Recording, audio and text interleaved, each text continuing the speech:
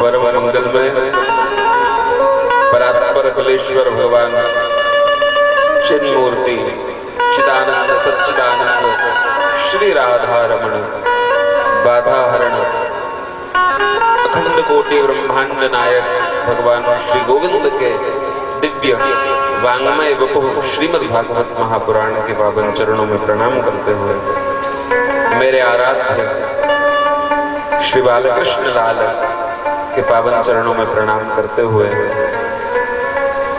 पूज्य सद्गुरुदेव महाराज श्री के पावन चरणों में प्रणाम करते हुए श्री हनुमान जी महाराज की भावमय उपस्थिति में कथा का श्रवण लाभ प्राप्त कर रहे आप समस्त श्रद्धालु भक्तजन, देवी स्वरूपा मातृशक्ति,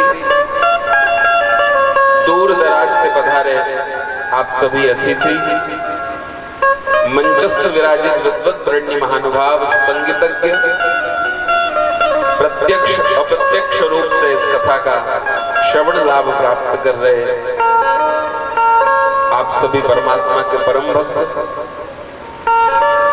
फेसबुक यूट्यूब के माध्यम से भक्ति धारा चैनल के माध्यम से इस कथा का विशेष प्रसारण देखने वाले आप सभी भक्तों को व्यासपीठ से बारंबार प्रणाम करते हुए सिया राम में सब जग जानी करहु प्रणाम जौर जुग पानी।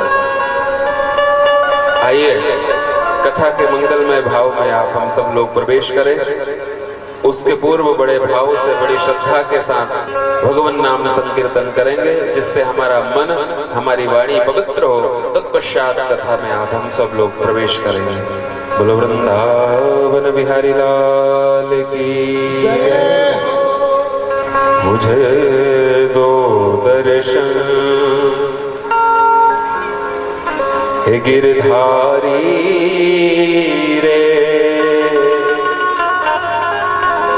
हो तेरी सांवली सूरत पे मैं बारी रे, तेरी सांवली सूरत पे मैं बारी रे, हो तेरी सांवली सूरत पे मैं बारी रे। हो मुझे दो दर्शन गिरधारी रे, मुझे दो दर्शन गिरधारी रे, तेरी सांवली सूरत पे मैं बारी रे, तेरी सांवली सूरत। सब गाओ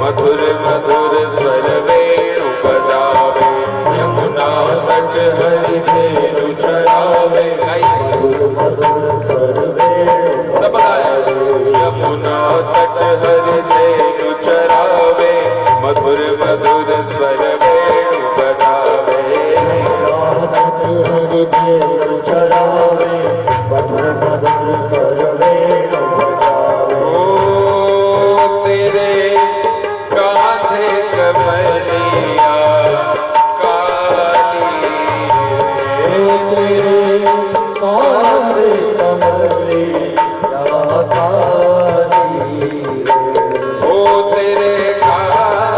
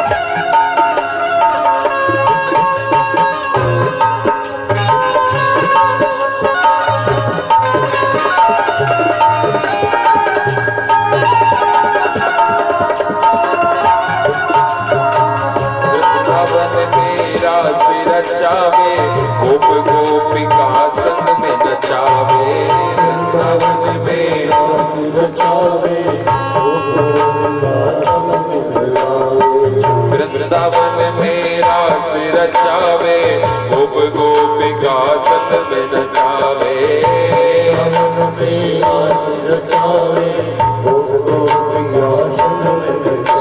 ओ तेरे नूपुर की ध्वनि प्यारी, तेरे नूपुर की छवि ओ तेरे नूपुर की ध्वनि प्यारी रे, तेरे नूपुर की ध्वनि प्यारी। ओ मुझे तो दर्शन गिरधारी रे, मुझे तो दर्शन गिरधारी।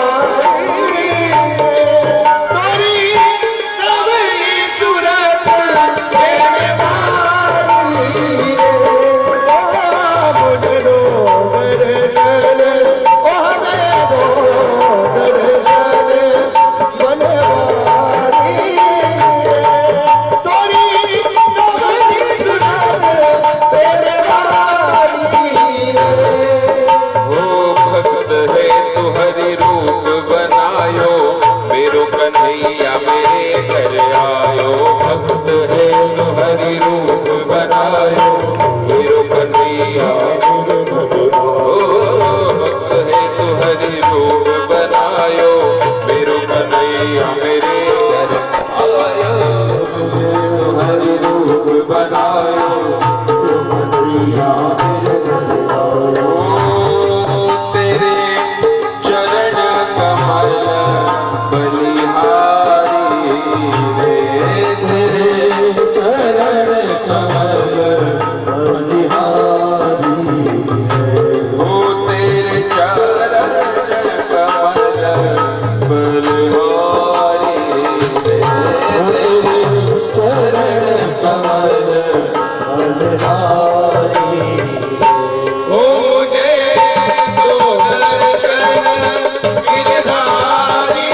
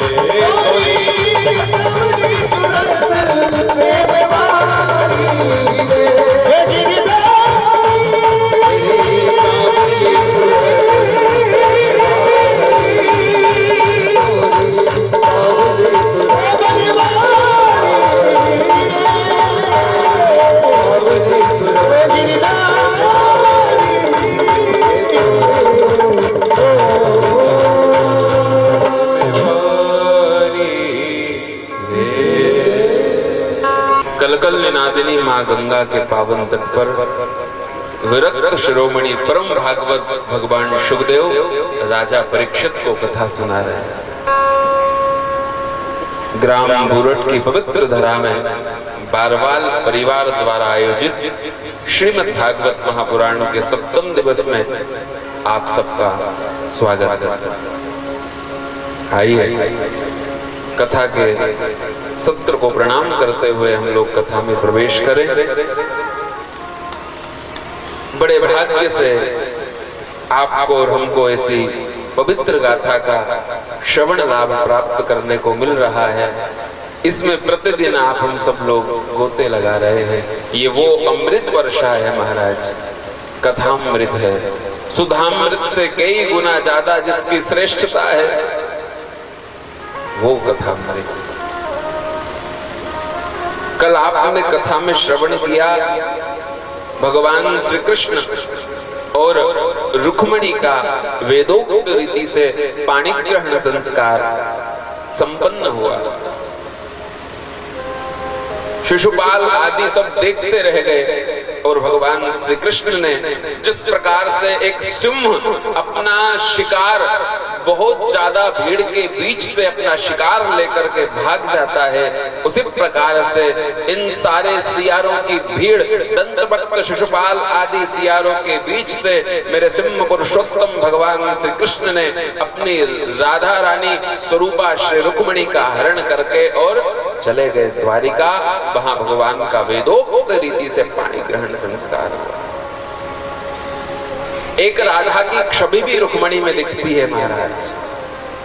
जन्म जन्मांतर तक भगवान और श्री कृष्ण श्री राधा का प्रेम अद्वितीय है, लेकिन महाराज विवाह अगर किसी से हुआ तो वो रुक्मिणी। एक बार भगवान श्री कृष्ण ने राधा रानी से संवाद करते हुए पूछा, राधा रानी, जहां जहां हम लोग दर्शन करते हैं वहां मूर्ति में भी राधा और कृष्ण दिखते हैं। जयकारा बोला जाए और राधा कृष्ण का बोला जाए, राधा रानी की जय, कृष्ण कन्हैया की जय, फिर भी महाराज विवाह साथ में क्यों ना हो पाया। वैसे अन्यत्र पुराणों की अगर मैं सहायता लूं तो एक गर्ग संहिता की सहायता लेकर के भांडीर वन में ब्रह्मा जी महाराज ने भगवान श्री कृष्ण का राधा रानी के साथ विवाह कराया। भागवत में वर्णन नहीं है, लेकिन राधा रानी ने पूछा कि कृष्ण बताओ, मैं तुम्हें प्राप्त हूं या नहीं प्राप्त हूं। भगवान श्री कृष्ण कहने लगे, राधा रानी तू मेरे अंग अंग में है, राधा रानी तू नित्य ने दैनिक क्रियाओं में मेरी है, राधा रानी प्रतिदिन तू मेरे साथ है, राधा रानी रास में तू मेरे साथ है, लेकिन राधा रानी मेरी किस्मत में तू नहीं है, बाकी सब जगह तू है। कृष्ण के सब जगह राधा रानी है, लेकिन कृष्ण के किस्मत में प्रेम अद्वितीय है। प्रेम की अद्भुत व्याख्या, प्रेम की अंतिम पराकाष्ठा अगर कहीं देखना हो तो श्री राधा रानी के दर्शन किया करो। चाहे जीवन में कोई प्राप्त हुआ हो या ना हुआ हो, लेकिन महाराज अगर प्रेम करना सीखना है तो श्री राधा रानी से सीखा जाए। प्रेम दोनों तरफ से हो वो प्रेम नहीं होता महाराज। जीवन पर्यंत एक तरफ से भी जो किया जाए वो सच्चा प्रेम होता है। सुखदेव स्वामी वर्णन कर रहे हैं, राजन, भगवान का प्रथम विवाह रुक्मिणी के साथ सुसंपादित हुआ। रुक्मिणी और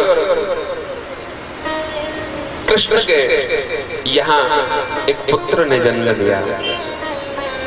रुक्मिणी ने प्रथम पुत्र को जन्म दिया जिसका नाम प्रद्युम्न हुआ, और संभ्रासुर नामक दैत्य आया, प्रद्युम्न को उठा करके ले गया, क्योंकि संभ्रासुर को पता था कि मेरा काल अगर कोई है तो वो कृष्ण और रुक्मिणी का बेटा होगा। संभ्रासुर दैत्य ने प्रसूति गृह में सोता हुआ बालक देख करके उठा करके ले गया और समुद्र में फेंक दिया। समुद्र में एक मछली ने उस बालक को निगल लिया। उस मछली को एक बहेलिये ने पकड़ लिया, और बहेलिये ने जब उस मछली को पकड़ा, अब बड़ी विशाल काय मछली थी, क्या किया जाए। पूर्व समय में राजा महाराजा लोग मांस भक्षण किया करते थे। भोजन की इच्छा से संभ्रासुर के यहाँ उस मछली को पहुंचा दिया गया। देखना भगवान की कैसी पवित्र लीला चल रही है महाराज। जिसने बालक को उठा करके फेंका उसी राजा संभ्रासुर के यहाँ, दैत्य के यहाँ पुछवा दी गई। अब नारद जी महाराज ने आकर के संभ्रासुर के यहाँ एक भोजन बनाने का काम करती थी जिसका नाम विद्यावती, पूर्व जन्म की कामदेव की पत्नी है, और ये भगवान कृष्ण रुक्मिणी का बेटा प्रद्युम्न पूर्व जन्म का कामदेव है। नारद जी ने बताया, मछली के पेट से जो बालक निकलेगा वो तुम्हारा पति होगा। जब विद्यावती भोजन बनाने का कार्य कर रही थी उसी समय विद्यावती के पेट से, विद्यावती ने देखा मछली के पेट से एक बालक निकला और समझ गई कि नारद ने बताया ये मेरे वही पति है। लालन पालन हुआ। धीरे धीरे विद्यावती और प्रद्युम्न साथ रहने लगे। जब प्रद्युम्न जी महाराज रूप यौवन से सुसंपन्न हो गए तब महाराज तुरंत विचार किया कि मेरा जन्म तो इसलिए हुआ है कि संभ्रासुर का उद्धार करना है। उसी समय महाराज भयंकर युद्ध हुआ और युद्ध में संभ्रासुर को पराजित करके उद्धार करके और विद्यावती को लेकर के प्रद्युम्न जी महाराज द्वारिका आ गए। द्वारिका आकर के पाणी ग्रहण संस्कार हुआ है। ये वही विद्यावती और वही प्रद्युम्न है। जब भगवान शिव ने जब शिवती सरर नयन अखारा, निर्धत काम भयहु जई छारा। जब कामदेव ने शिव जी की तपस्या भंग करने का प्रयास किया था, तब भगवान शिव के तीसरे नेत्र से कामदेव जलकर के भस्म हो गया।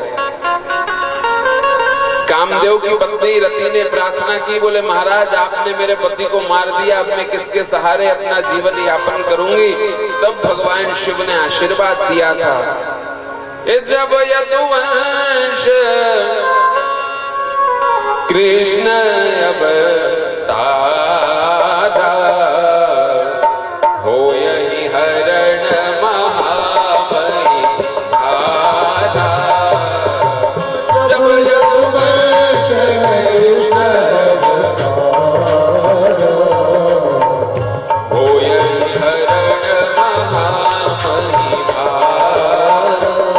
जब यदुवंश में कृष्ण अवतार लेकर के आएंगे, जब पृथ्वी का भार हल्का करेंगे, उस समय हे कृष्ण तनय हो यही पति तोरा, कृष्ण तनय हो यही पति तोरा, हे बचन अन्यथा हो यह मोरा, बचन अन्यथा हो यह मोरा। जब यदुवंश में भगवान कृष्ण अवतार लेकर के आएंगे, तब पृथ्वी का भार हल्का होगा। उसी समय कृष्ण और रुक्मिणी के मध्य से जो संतान की उत्पत्ति होगी, वह तुम्हारा पति होगा।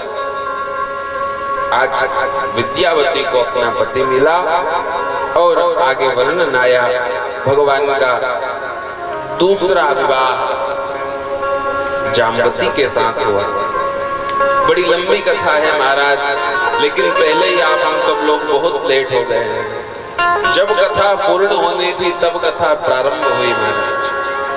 वैसे बहुत ज्यादा व्यस्तताएं होती है विश्राम दिवस में, प्रातः काल से पूजन हवन आदि, और आयोजक परिवार द्वारा आप सबके भंडारे भोजन प्रसादी की व्यवस्था भी की जा रही है, इसलिए कुछ व्यस्तताओं के कारण कथा विलंब से प्रारंभ हुई। लेकिन फिर भी आप सब शुद्धि श्रोता हैं, कुछ समय में हम लोग कुछ कथाओं का स्पर्श दर्शन स्मरण करते हुए विश्राम तक पहुंचेंगे।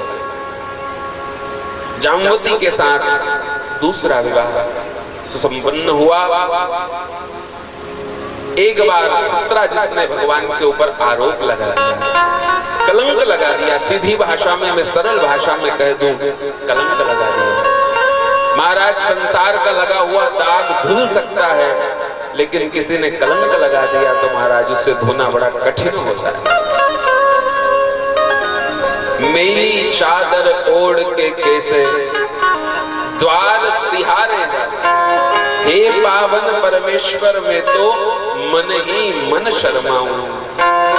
जिस प्रकार से कलंक का दाग धोना बड़ा कठिन विषय है, उसी प्रकार से परमात्मा ने सुंदर शरीर लेकर के भेजा है। इस शरीर रूपी चादर में अगर दाग लग गए तो हम लोग भगवान के सामने दाग ली हुई चादर को कैसे जाएंगे। तूने मुझको जग में भेजा, तेरे निर्मल काया हो।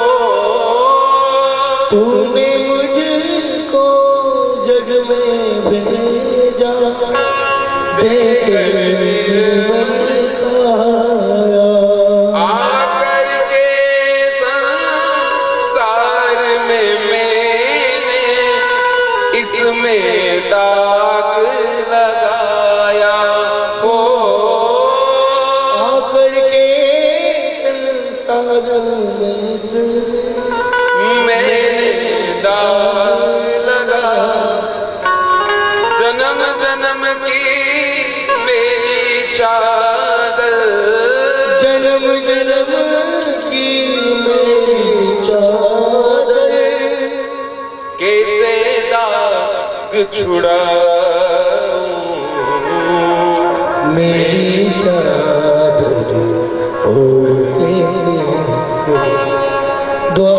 तिहारे हे पावन परमेश्वर मेरे, हे पावन परमेश्वर मेरे, मन ही मन शरणागत मेरी चादर ओढ़ के। वो परमात्मा ने जो सुंदर शरीर दिया है, सुंदर तन दिया है, उसको हम पवित्र रखें। किसी ने पूछ लिया महाराज, जो 50 साल का, 40 साल का, 60 साल का, 70 साल, 80 साल, 90 साल, 100 साल का जिसका प्राणांत हो जाए महाराज, उसका तो दाग दिया जाता है, लेकिन जो छोटे छोटे बच्चों का जब प्राणांत होता है, शांत हो जाते हैं महाराज, उनका दाग क्यों नहीं दिया जाता? किसी संत ने, किसी बुद्ध पुरुष ने बड़ा सुंदर उत्तर दिया महाराज, जिनके शरीर में दाग लग गए हैं, काम के, क्रोध के, लोभ के, दुनिया के, गृहस्थ के, संसार के, दुकानदारी के, व्यापार के, जिनके शरीर में दाग लग गए हैं, उनका तो दाग दिया जाता है। जिनके शरीर में कोई दाग लगा ही नहीं महाराज, उनका क्या दाग? क्या ऊंची बात कही भाई। इसीलिए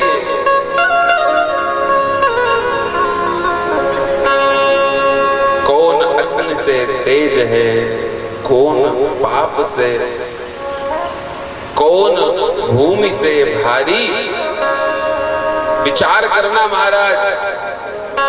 अग्नि से तेज अगर कुछ है तो वो है क्रोध, भूमि से भारी अगर कुछ है तो वो है पाप, जल से भी पतला अगर कुछ है तो महाराज वो है ज्ञान, और काजल से भी काला अगर कुछ है तो वो है कलंक।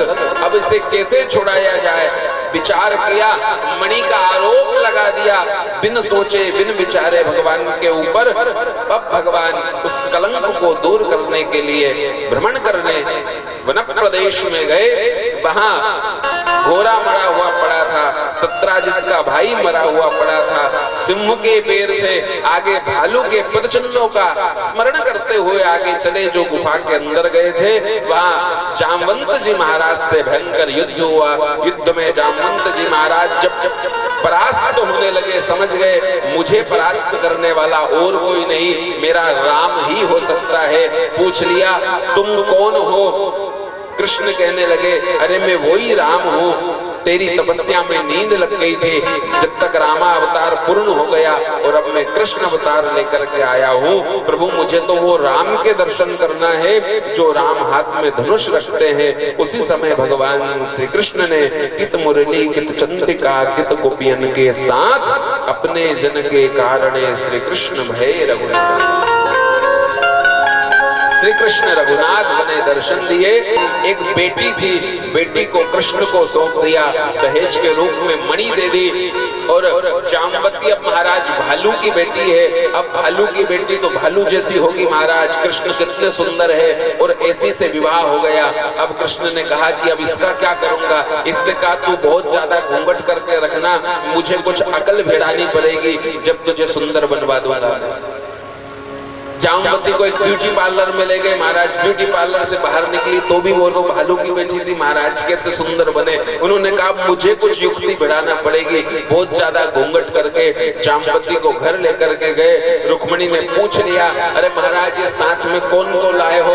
ये बोले हमारी दूसरी पत्नी है। रुक्मणी ने कहा जरा दर्शन तो कराओ। भगवान श्री कृष्ण कहने लगे, ये इतनी सुंदर है कि तुम दर्शन कर लोगी तो तुम्हें जलन होने लगेगी, तुमसे भी ज्यादा सुंदर है। इसलिए मैंने इससे कह दिया कि जब तो रुक्मणी के सामने जाए तो घूंघट करके जाया कर, इसलिए इसने घूंघट कर रखा है। रुक्मणी ने मन में विचार किया, मुझसे ज्यादा सुंदर आ गई तो मुझसे ज्यादा प्रेम द्वारिका नाथ का इससे हो जाएगा। इसलिए रुक्मणी ने हाथ में जल लेकर के श्राप दे दिया, जा तू कितनी भी सुंदरी हो लेकिन मेरे बराबर सुंदर हो जा, मेरे से ज्यादा सुंदर मत बनना। जैसे श्राप दिया और घूंघट उतारा तो जामवती परम सुंदरी बनी।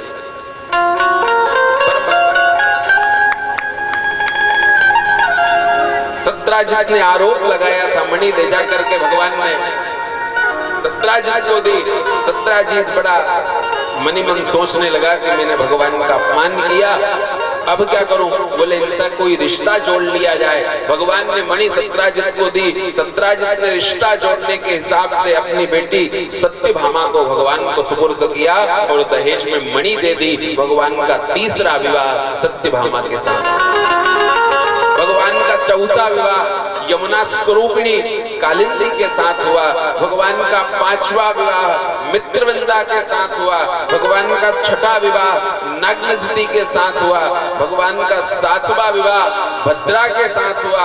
भगवान का आठवां विवाह लक्ष्मणा के साथ हुआ। इस प्रकार से भगवान की अष्टपटरानियां हुई। बहुत सारी कथाएं हैं महाराज, बहुत इच्छा हो रही है आपको सुनाने की, लेकिन समय भी अपनी गति से चल रहा है। लेकिन फिर भी अच्छी अच्छी कथाओं का आपको श्रवण कराते हुए हम लोग आगे प्रवेश करेंगे। भगवान की श्रेष्ठ अष्टपटरानियां, 8 पटरानियों से भगवान का विवाह हुआ। एक दिन इन सब में महाराज सबसे ज्यादा क्रोध करने वाली थी सत्यभामा। एक दिन भगवान को पता लगा एक भौमासुर नामक दैत्य है जिसने संकल्प कर रखा है मैं 20,000 कन्याओं से एक साथ विवाह करूंगा। 16 वर्ष से लेकर के 20 वर्ष पर्यंत कन्याओं का हरण करके और कारागृह में बंद कर देता था। वह दैत्य ने अब तक 16,100 कन्याओं को बंद कर रखा था। भगवान को पता लगा, भगवान सत्यभामा को लेकर के गए युद्ध करने के लिए। अब महाराज युद्ध करने जाए तो कोई ऐसी स्त्री साथ में होनी चाहिए अथवा ऐसा सहयोगी साथ में होना चाहिए जो स्वयं भी निडर हो। पता लगे युद्ध करने आए और साथ वाला पहले भाग जाए। साथ में ऐसे लोगों को लेके जाया करो कि युद्ध में जाओ, या हमेशा ही साथ में अच्छे लोगों को रखा करो। जब महाराज मार खाने की लियादी की बारी आए, आपकी भाषा में कह दूं तो महाराज साथ वाले पहले भाग जाए। सत्यभामा है, निडर है और क्रोध भी करती है और एक अच्छे श्रेष्ठ राजा की बेटी है, इसलिए सत्यभामा को साथ में ले गए। पहले भी कथाएं आई है महाराज, स्त्रियों ने साथ में युद्ध किया है। मैं रामचरितमानस को उठा करके अन्यत्र रामायणों की मदद लेकर के अगर मैं करूं तो रामचरितमानस के अन्यत्र एक जगह वर्णन आया है। महाराज दशरथ युद्ध करने के लिए गए। युद्ध में एक बार महाराज दशरथ परास्त हो गए, लेकिन साथ में कैकेयी थी। कैकेयी भी बहुत अच्छा युद्ध करना जानती थी, लेकिन जब महाराज दशरथ बाणों से विह्वल होकर के अचेत अवस्था में पड़े थे, उस समय कैकेयी ने युद्ध किया। युद्ध में उन सबको परास्त करने लगी, लेकिन एक समय ऐसा आया कि कैकेयी भी परास्त होने लगी। तब कैकेयी ने रथ की घोड़ों की लगाम खींची और अयोध्या की तरफ रथ को दौड़ाया। रास्ते में महाराज रथ के चक्के में लगी हुई वह कील निकल गई। अब कैकेयी ने सोचा कि यहाँ रथ रुक गया तो आज दशरथ का मरण हो जाएगा। कैकेयी ने अपनी उंगली रथ के उस चक्र में लगा दी और अयोध्या पहुंच गई। जब महाराज दशरथ को होश आया, देखा कि कैकेयी के कारण मेरी जान बची है, कह दिया आज तेरे पास 2 वरदान मैं तुझे देना चाहता हूँ, मांग ले। तब कैकेयी कहने लगी कोई श्रेष्ठ समय आएगा, उस समय में तेरे 2 वरदान मांगूंगा। ऐसी स्त्रियां हुई है जिन्होंने युद्ध में अपना वर्चस्व स्थापित किया। भौमासुर के यहाँ युद्ध करने के लिए भगवान गए। युद्ध में भौमासुर को परास्त किया, पराजित किया, उद्धार किया और 16,100 कन्याओं को मुक्त किया। और भगवान ने कहा तुम सब अपने अपने घर चली जाओ। वो रोती हुई कहने लगी अब क्या करें? उन्होंने कहा साथ में सत्यभामा को लाए हैं महाराज। एक स्त्री दूसरी स्त्री का दुख समझ सकती है। सबने कह के सत्यभामा से स्तुति की, अरे महारानी आप श्री कृष्ण की पटरानी हो, हम पर भी कृपा करो ना। अभी तक तो हम यहाँ पर भौमासुर के कारागृह में जीवित थे, लेकिन महाराज अब हमें कौन अपनाएगा? उन सब ने जब स्तुति की, सत्यभामा ने कहा महाराज श्री कृष्ण मैं आपको आज अभी तक निवेदन किया, लेकिन आज आदेश कर रही हूँ आप सबको उन 16,100 को अपनाना पड़ेगा। भगवान ने कहा कैसे काम चलेगा? बोले जो भी हो आपको अपनाना पड़ेगा। जिसको संसार ने छोड़ दिया हो, जिसको संसारहीन भावना से देखे, उसको भगवान स्वीकार कर लेते हैं। उन 16,100 गोपियों को भगवान ने स्वीकार किया। इस तरह भगवान के 16,108 विवाह संपादित हुए। इतना बड़ा भगवान का परिवार 16,108 विवाह संपादित परमात्मा के हुए। आगे चल के कथा आई, बहुत ही सुंदर कथा है महाराज। भगवान ने पौंड्रक का उद्धार किया। जो पौंड्रक भगवान बनकर के बैठा था, स्वयं को कृष्ण मानता था, आज बहुत सारे दुनिया में ऐसे घूम रहे हैं जो स्वयं भगवान बने बैठे हुए हैं। महाराज घर में से भगवान के फोटो हटा दिए और खुद के फोटो लगा दिए।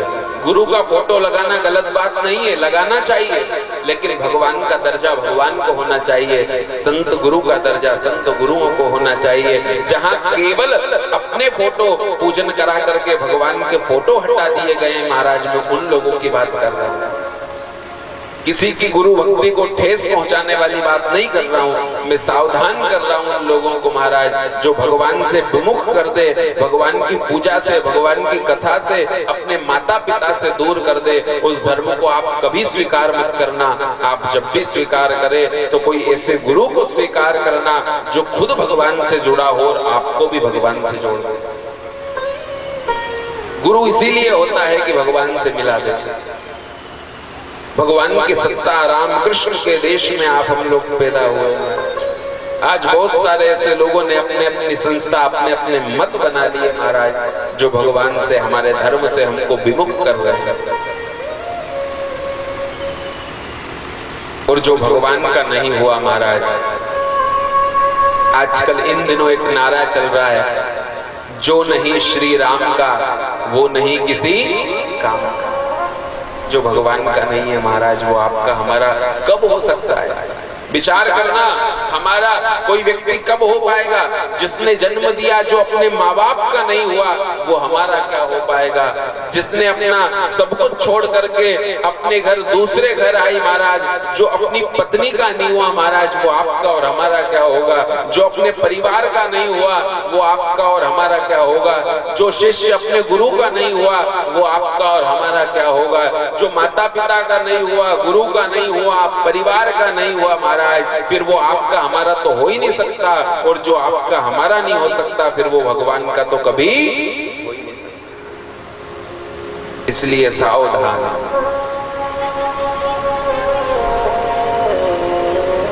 कहा ना, पानी पियो छानकर और गुरु करो जानकर। लेकिन आज की भाषा में कहूं तो पानी पियो जानकर। कहां का पानी है? ऐसा नहीं हो कहीं आवाज बैठा, ऐसा नहीं हो कोई कोरोना पॉजिटिव का टच करा हुआ। दुनिया में एक ही तो शब्द था पॉजिटिव, अच्छा वाला, वो भी बदनाम हो गया आजकल। पहले लोग पॉजिटिव के संपर्क में आते थे, अरे जिसकी सोच अच्छी, जिसका चिंतन अच्छा, जिसकी ऊर्जा पॉजिटिव, उसके साथ रहो। लेकिन महाराज आज इन दिनों तो महाराज जो पॉजिटिव उससे दूर रहो, नेगेटिव के पास रहो। अभी कल मैसेज आया था कि जो बीमार है वो अकेला रहेगा, जो बीमार है वो अकेला रहेगा, और जो अकेला रहेगा वो बीमार नहीं रहेगा। इसलिए आप सब लोग कोरोना की गाइडलाइन का भी पालन करें, उसे मजाक मस्ती में ना लें। सावधानी से मास्क लगाए, अपने हाथों को सैनिटाइजर से बार बार साफ करें, योगा करें, प्राणायाम करें। इससे हमारा शरीर स्वस्थ होगा।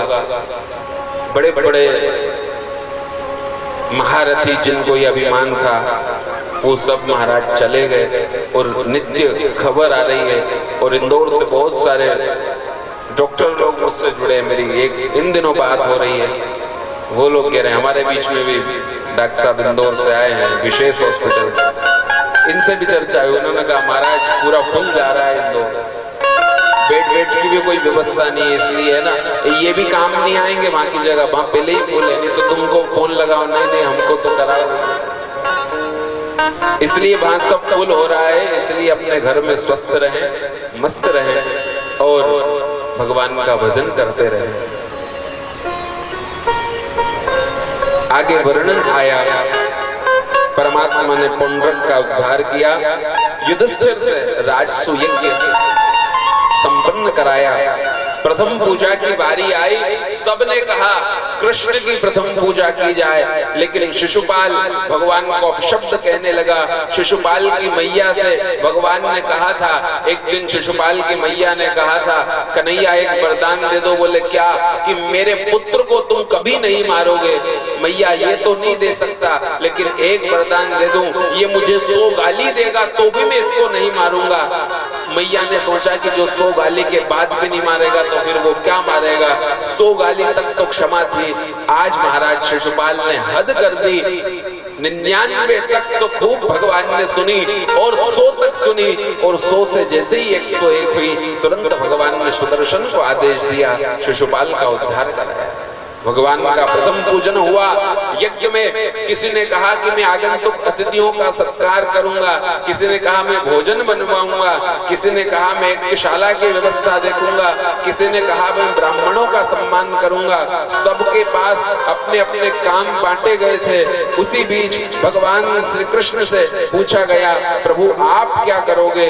तब भगवान कहने लगे कि हमारे यहाँ जो साधु संत आएंगे, जो भक्त आएंगे, जब वो भोजन करेंगे तो मैं उनकी झूठी पत्तल उठाने का कार्य करूंगा।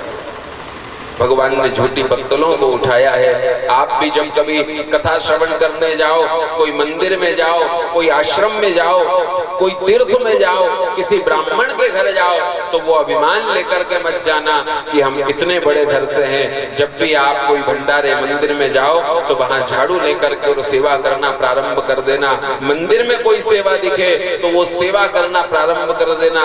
ये मत सोचना चाहे आपके यहाँ 10 नौकर हो, 50 नौकर हो, घर में कभी बर्तन साफ नहीं किए, लेकिन जब किसी साधु संत ब्राह्मणों के आश्रम में जाओ तो तुरंत उठा करके उनकी झूठन प्रसादी को साफ करना प्रारंभ कर देना और वहां झाड़ू लगाना प्रारंभ कर देना। कभी हाथ से माला बना करके वहां भगवान को समर्पित कर देना, जिससे आपका हमारा जीवन धन्य हो जाएगा। इस अपराध में ये मत सोचना हमारे बहुत अच्छे कपड़े हैं, हमारा ड्राई क्लीन करे हुए हैं, प्रेस करे हुए गंदे हो जाएंगे। ना ना, हमारा मन ही इतना गंदा है, बाहर की सफेदी से क्या काम होगा। हमारा मन जिस दिन सुंदर हो जाएगा, बाहर कैसे भी कपड़े होंगे महाराज कोई फर्क नहीं पड़ेगा। हमारा मन सुंदर होना चाहिए। तन तो हर व्यक्ति का सुंदर होता है, परमात्मा ने बनाया तो सुंदर ही है महाराज। कोई थोड़ा कम है, कोई थोड़ा ज्यादा है, अंतर इतना ही तो है। लेकिन भगवान ने हर व्यक्ति को थोड़ी थोड़ी ब्यूटी देकर के तो भेजा ही है महाराज। तन सुंदर नहीं होगा तो किसी का मन सुंदर होगा, मन सुंदर नहीं होगा तो किसी का कुछ न कुछ कार्य सुंदर होगा महाराज। लेकिन कुछ न कुछ गुण तो भगवान ने हर व्यक्ति को देकर के भेजा है। लेकिन भगवान कैसे हैं? तन भी सुंदर, मन भी सुंदर, तू सुंदरता की मूरत है, किसी और को शायद कम होगी, मुझे तेरी बहुत जरूरत है। पहले भी बहुत मैं तरसा हूँ, अब और न मुझको तरसाना। चंदन सा बदन चंचल चितवन, धीरे से तेरा ये मुस्काना। मुझे दोष न देना जग वालों, हो जाऊं अगर मैं दीवाना।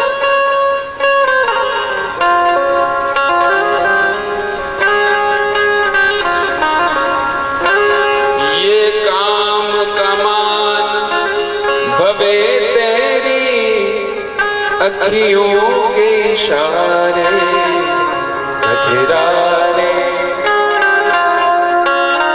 माथे पे सिंदूर रीति लग, होठों से झलकते मेघाने। पहले भी बहुत मैं तरसा हूँ, पहले भी बहुत तरसा हूँ, अब और न मुझको तरसाना। चंदन सा बदन चंचल चितवन, धीरे से तेरा ये मुस्काना। मुझे दोष न देना जग वालों, मुझे दोष न देना जग वालों, हो जाऊं अगर मैं दीवाना, दीवाना, दीवाना।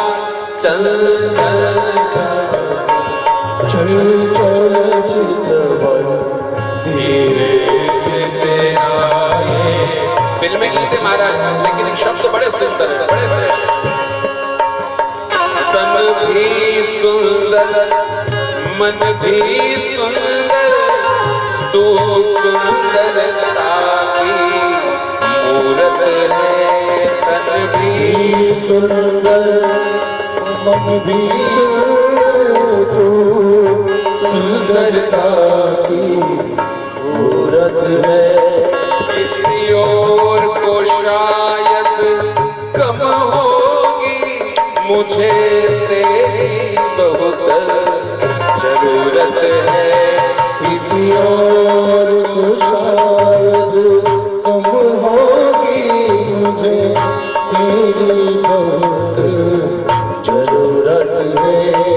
पहले भी बहुत मैं तरसा हूँ, पहले भी बहुत मैं तरसा हूँ, अब और मुझको तरसाना तरसाना तरसाना।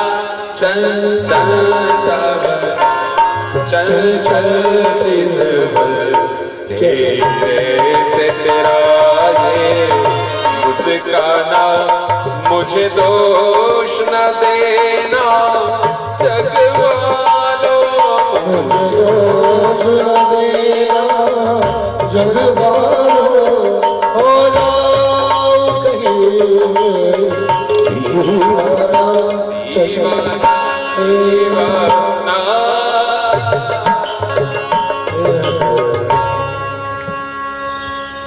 क्या श्रेष्ठ गीत है महाराज, जिसका तन भी सुंदर हो मन भी सुंदर हो। या तो वही भगवान का दास हो सकता है, या फिर भगवान हो सकते हैं महाराज। दो ही व्यक्ति, दो ही पुरुष, दो ही जीव।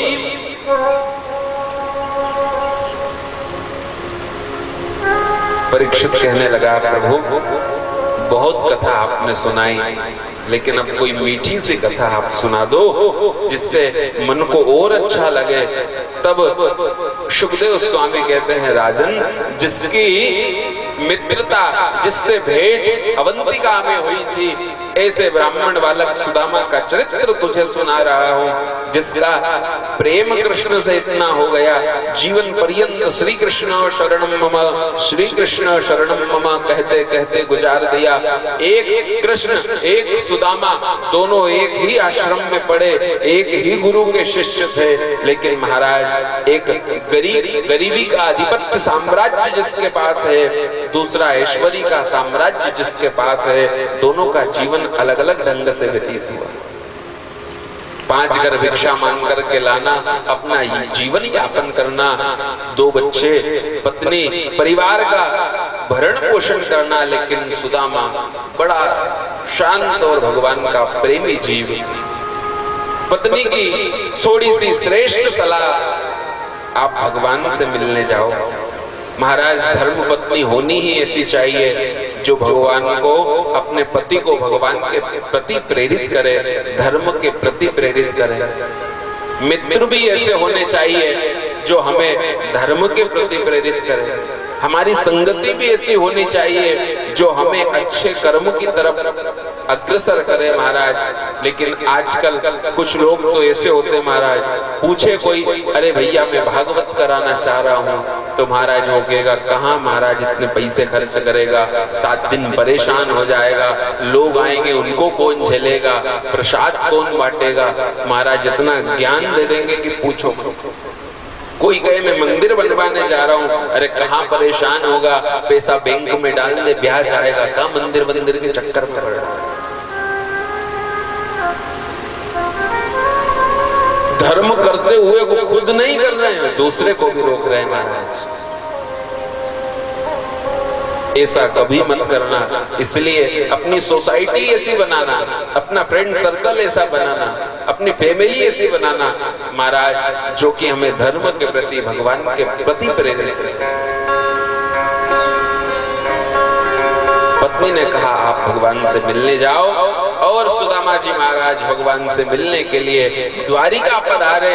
द्वारिका में पूछा अरे द्वारिकाधीश का महल कहाँ है? किसी ने कहा जहाँ बड़े बड़े गरुड़ध्वज ध्वजा उड़ रही हो, जहाँ गौ माता की सेवा हो रही हो, बहुत ज्यादा तुलसी के वृक्ष लगे हुए हो, जहाँ ऋषि मुनि अभिषेक पूजन अर्चन कर रहे हो, जहाँ ब्राह्मण वेद मंत्र की ध्वनि कर रहे हो, वही भगवान श्री कृष्ण का महल है। और सुदामा जी महाराज पहुंचे और महल के द्वार पे जाकर के पूछा, भैया द्वारिकानाथ का महल यही है?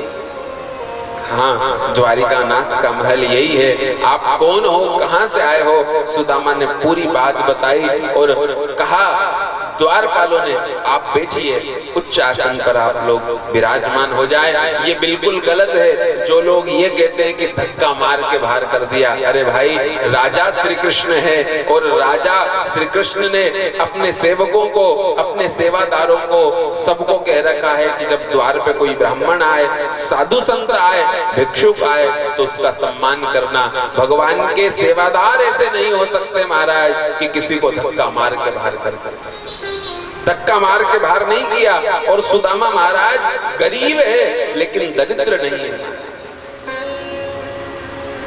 श्रेष्ठ आसन पर बैठाया और कहा, मैं अभी संदेश महाराज तक पहुंचाता हूँ। सुधर्मा सभा को संबोधित कर रहे थे द्वारिकानाथ। उसी बीच एक द्वारपाल आया, महाराज की जय हो, महाराज की जय हो। एक द्वार पे कोई ब्राह्मण देवता आए हैं, ललाट दिव्य चमचमा रहा है, दुर्बल शरीर है, ललाट पर त्रिपुंड लगा हुआ है, यज्ञोपवीत धारण कर रखी है, फटे से कपड़े पहन रखे हैं, चरणों में चरण पादुका नहीं है। और महाराज आपका धाम पूछते हुए अपना नाम सुदामा बताया है। भगवान ने कहा, क्या क्या सुदामा आया है? हाँ सुदामा। क्या मैं सही सुन रहा हूँ? मेरा बचपन का सखा सुदामा आया है। द्वारपालों ने कहा, हाँ महाराज सुदामा आया है। इतने में तुरंत भगवान उस आसन से खड़े हो गए, राज सिंहासन को छोड़ दिया, रुक्मिणी हाथ में जल लेकर के आई, जल को झटकार दिया, सत्यभामा बीड़ा लेकर के आई।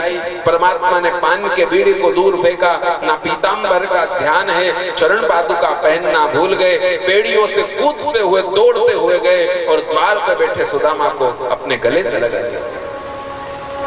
वाह सुदामा, आज इतने दिनों बाद आया है, जन्म जन्मांतर की आज तपस्या धन्य हो गई, मेरे आज भाग्य उदय हो गए जो ऐसे ब्राह्मण तपस्वी के दर्शन मुझे हो गए। बचपन में हम साथ रहते थे, हाथ से हाथ मिला करके, गले से गले लगा करके और साथ में लेकर के महाराज उच्च आसन, राज सिंहासन, जिस आसन के दर्शन करने के लिए यम जी, कुबेर जी, वरुण जी, इंद्र जी, चंद्र जी, बड़े बड़े देवता ज्ञानी जन जिस आसन के दर्शन करने को तरसते हैं, ऐसे श्रेष्ठ आसन पे सुदामा को बिठा दिया और चरणों में मेरे सरकार बैठ गए।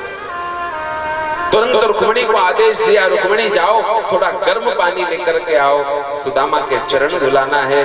देखा चरणों में कंटक लगे हुए हैं, रक्त की धार बह रही है। रुक्मिणी को जल लाने में थोड़ा सा विलंब हो गया। इतने में पानी पर हाथ को हाथ छू नहीं, नैनन के जल सो पग धोए, देख सुदामा की दीन दशा, करुणा करके करुणा निधि रोए। महाराज आंसू भी थोड़े गर्म होते हैं, आंसुओं से चरण धुलाए हैं, एक एक कंटकों को निकाला है। सुदामा कहने लगे, अरे कन्हैया ये क्या कर रहे हो? तुम राजा हो और मैं तो एक भिक्षुक हूँ, तुमने मुझे अपने आसन पर बैठाया, ये चरण धुला रहे हो, ये मत करो। कृष्ण ने कहा, ये सब ब्राह्मणों के आशीर्वाद से आज द्वारिका का राजा हूं, तो वो भी ब्राह्मणों का आशीर्वाद है, इसलिए आज मुझे मत रोको, आज मुझे वो श्रेष्ठ कार्य कर लेने दो भाई। जब भी आपके यहाँ कोई संत आए, कोई श्रेष्ठ ब्राह्मण आए, तो सब सत्कार आप कर पाओ या ना कर पाओ, लेकिन सबसे पहले चरण धुला करके चरणामृत ले लेना और अपने घर में चरणामृत का सिंचन कर देना। आपकी पूरा पूजा, पूरी भक्ति स्वीकार हो जाएगी। न जाने कौन से रूप में भगवान आ जाए, और संसार के भगवान को महाराज महीसुर देवताओं को ही कहा गया। इसलिए जब आप के द्वार पे कोई संत महात्मा आप निमंत्रण देके बुलवाओ अथवा अतिथि अभ्यागत आ जाए, तो चरण कमल प्रक्षालन करके श्रेष्ठ आसन पे बिठाया जाए, सम्मान किया जाए, तिलक लगाया जाए। खूब वार्तालाप हुई, मनोविनोद हुआ।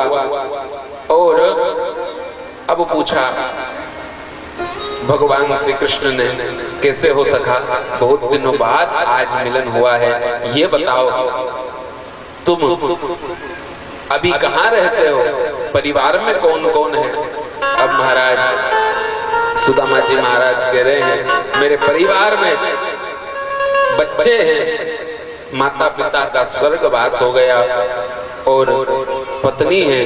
कन्हैया कहने लगे, अरे वाह, तूने कब विवाह कर लिया, हमें तो बुलाए नहीं। अब देखो मित्रों की बात चल रही है महाराज, और मित्र तो मित्र होता है। धीरज धर्म मित्र अरुणारी, आपत काल परखियों चारी। ये चार लोग विपत्ति में पता लगता है ये अपने हैं या नहीं। ध्यान से सुनना आप लोग, कौन कौन? धीरज यानी अपने अंदर का धैर्य, जरा से में बहुत ज्यादा गुस्सा आ जाना अपने धैर्य का पता लगाता है महाराज। धीरज धर्म, आपके अंदर कितना धर्म है ये विपत्ति काल में पता लगता है। जो भीषण परिस्थिति में भी 5 घर मांगकर लाए और 50 संत द्वार पे आ जाए तो उनको भोजन का मना ना करे, वो धर्म का पता उस समय लगता है भाई। बहुत ज्यादा धन है, बहुत ज्यादा ऐश्वर्य है तो महाराज कैसे भी काम चल जाएगा, लेकिन हमारे धैर्य, हमारे धर्म का पता विपत्ति काल में चलता है। दूसरा, हमारे मित्र कैसे हैं, जिनके साथ दिन रात व्यतीत किया, पूरी उम्र गुजार दी, जब विपत्ति आई तो दूर हो गए, फोन नहीं उठाते महाराज। और आजकल तो मार्क्स चल गए, पहचान में ही नहीं आता है कि मित्र जा रहा है कि दुश्मन जा रहा है। विपत्ति काल में जो कार्य नहीं आए, और नारी धर्मपत्नी जन्म से लेकर के मृत्यु पर्यंत एक स्त्री में 9 देवियों का दर्शन हो जाता है महाराज। प्रथमम शैलपुत्री, जब बालिका का जन्म हो घर में तो वही देवी स्वरूपा शैलपुत्री होती है। द्वितीयम ब्रह्मचारिणी, जब रूप यौवन से संपन्न हो जाती है तो वही ब्रह्मचारिणी कहलाती है। तृतीयम चंद्रघंटेति, जब विवाह के योग्य हो जाती है, विवाह हो जाता है तो वही चंद्रघंटा हो जाती है महाराज। कुष्मांडे चतुर्थकम, जब अपने गर्भ को धारण करे तो वही कुष्मांडा देवी स्वरूपा हो जाती है। एक बालक को अपने हृदय से लगा के दुग्धपान कराने वाली ही स्कंद माता है। सष्टम कात्यायनी च, वही जब अपने बच्चों का लालन पालन करे, परिवार का ध्यान करे, सम्मान करे तो वही कात्यायनी होती है। और जब उपास आदि व्रत नियमों का पालन करे तो वही कालरात्रि होती है। और जब महाराज पूरे परिवार का ध्यान रख के वृद्धावस्था को प्राप्त हो जाए तो वही सफेदी से युक्त महागौरी होती है। और जब अपना परिवार का संपूर्ण दायित्व निभा करके जब वह प्राणांत स्थिति को प्राप्त हो जाए तो वही सिद्धिदात्री होती है। जन्म से लेकर मृत्यु पर्यंत 9 देवी के दर्शन अगर कन्या करना है तो महाराज एक स्त्री में, एक कन्या से लेकर स्त्री तक के जीवन में आपको दिखाई देगी। सुदामा ने जब कहा कि आपने हमें, मैं आपको कैसे बुलाता महाराज, आपके इतने विवाह हुए? पूछा सुदामा ने, आपके कितने विवाह हुए? यहाँ बहुत सारी स्त्रियां दिख रही है, सब कौन है? बोले ये सब अपनी है महाराज। कन्हैया कहने लगे, कितनी है? बोले 16,108। सुदामा कहने लगे, मेरी तो एक ही हुई महाराज, अब हम नहीं बुला पाए, लेकिन तेरे इतने विवाह हुए, कोई एकादी निमंत्रण कार्ड भेज देता, पत्रिका भेज देता। भगवान कृष्ण कहने लगे, पत्रिका छुपाने का मौका ही नहीं मिलता, उसके पहले तो फेरे हो जाते हैं। रुक्मिणी का पत्र आया एक दिन पहले और दूसरे दिन रथ लेकर के जाना पड़ा, रुक्मिणी से विवाह हो गया। मणि का आरोप लगा, आरोप को सत्य करने के लिए, उसके झूठे आरोप को सत्य करने के लिए महाराज जब गए तो जाम्बती से विवाह हुआ, मणि ला करके दी तो सत्यभामा से विवाह हो गया।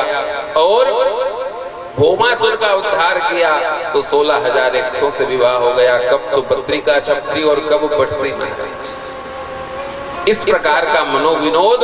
अब पूछा भगवान ने, सुदामा जब विवाह हो गया है तो बता मेरे लिए भाभी ने कुछ रखा है क्या? क्योंकि स्त्रियां बहुत जानती है, किसी राजा के घर जाए, मंदिर में जाए, कथा में जाए, गुरु के यहाँ जाए, संतों के आश्रम में जाए तो खाली हाथ ना जाए। स्त्रियां बहुत जानती, इसलिए मैंने ये पूछा कि भाभी ने मेरे लिए क्या रखा। अब महाराज सुदामा सोच रहे हैं कि वो थोड़े से चावल जो भी बहुत अच्छे नहीं है महाराज, इंडिया गेट वाले थोड़ी ना, 2-4 घर से छानन बीनन जो मांग करके लाई थी।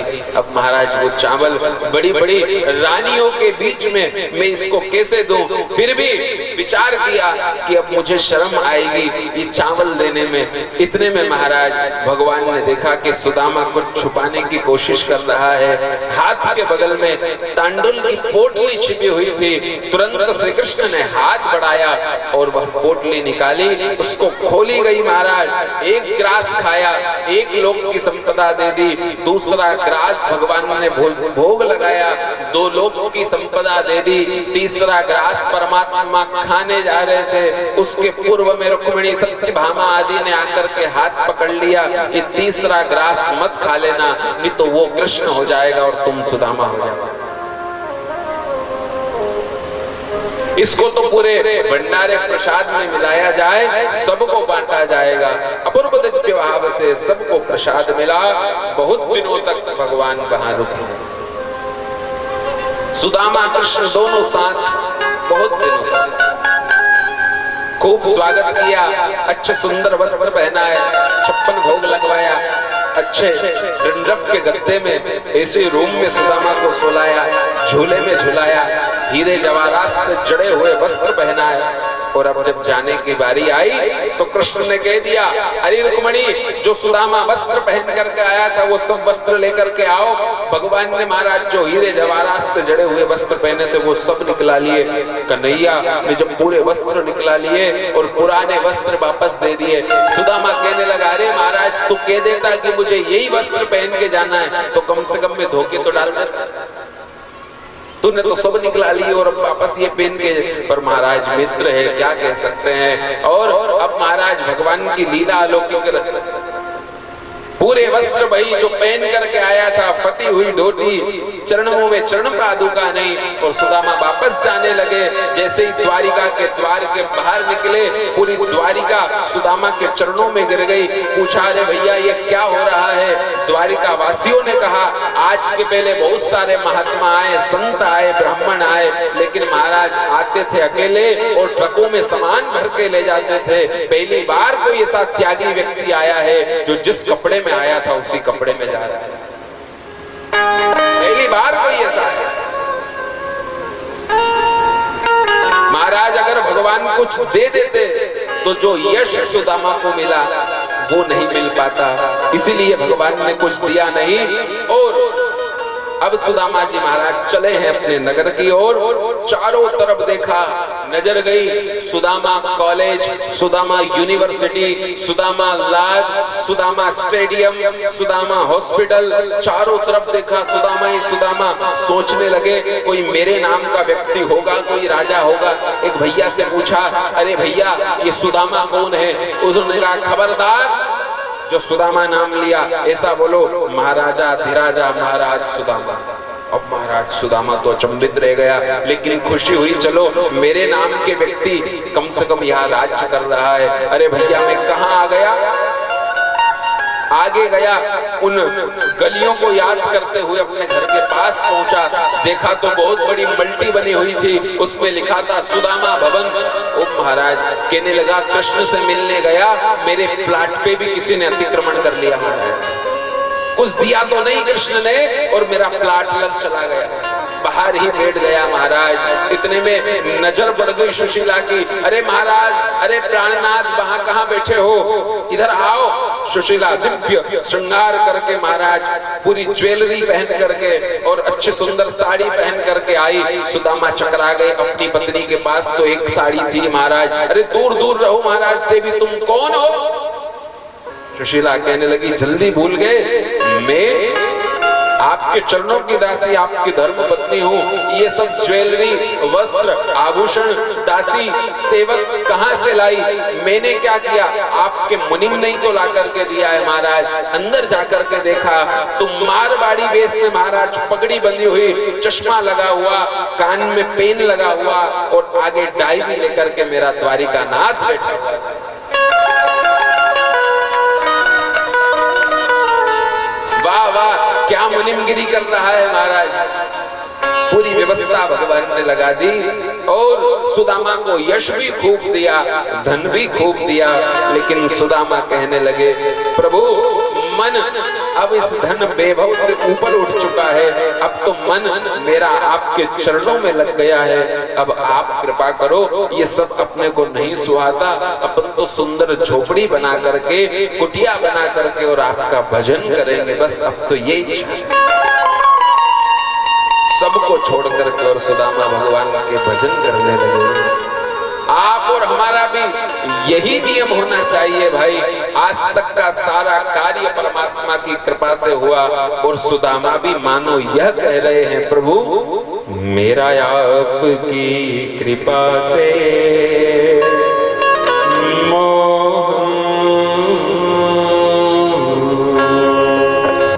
मेरा आपकी कृपा से, मेरा आपकी कृपा से सब काम हो रहा है। मेरा आपकी कृपा से सब काम हो रहा है। ओ करते हो तुम कन्हैया, करते हो तुम कन्हैया, करते हो मेरे प्यारे, करते हो मेरे प्यारे, ओ मेरा नाम हो रहा है। मेरा आपकी कृपा से सब काम हो रहा है। मेरा आपकी कृपा से सब काम हो रहा है। कैसे नहीं प्यारे, ताली बजाते हुए, नाचते हुए, झूमते हुए, हरि बोल।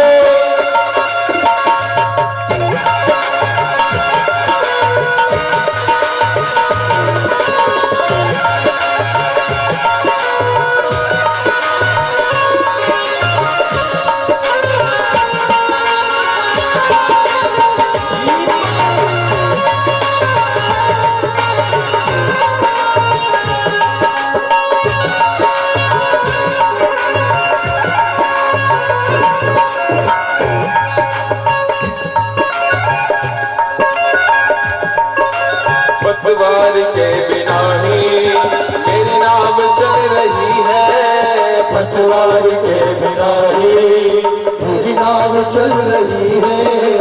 हैरान है जमाना, मंजिल भी मिल रही है। हैरान है जमाना, मंजिल भी मिल रही है। कन्हैया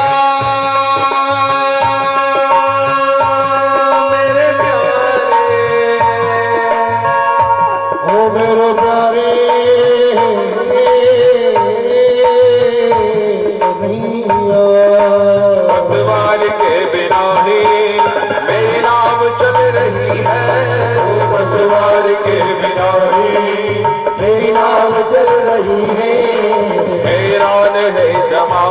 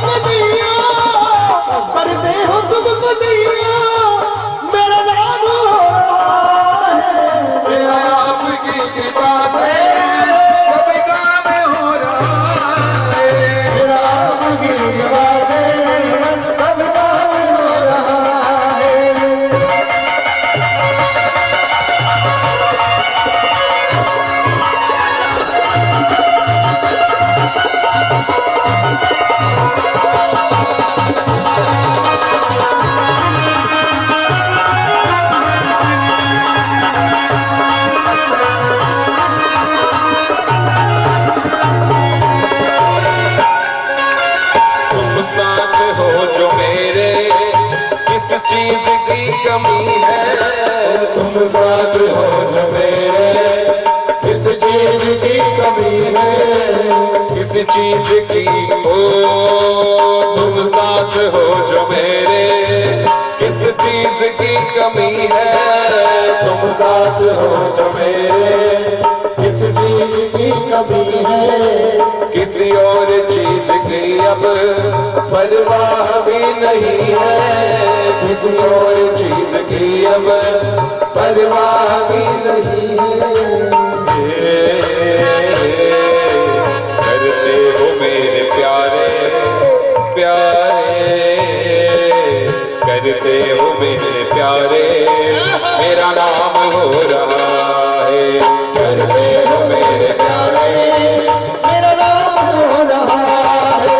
मेरा आपकी कृपा से अब काम हो रहा है। मेरा आपकी कृपा से अब काम हो रहा है।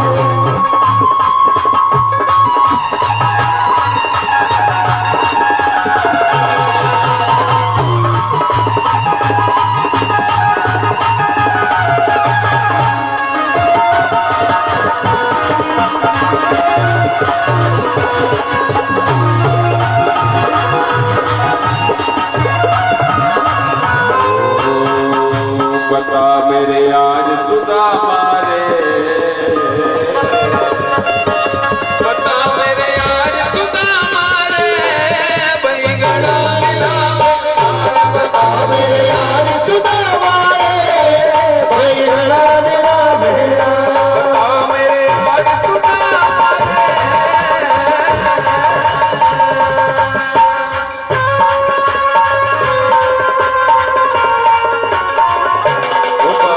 हर जगह आया करता, बालक हर जग आया करता, रोज खेल में जाया करता, रोज खेल में जाया करता, रोज खेल में जाया करता। रोज खेल में जाया करता। हुई तकरार सुधा मारे,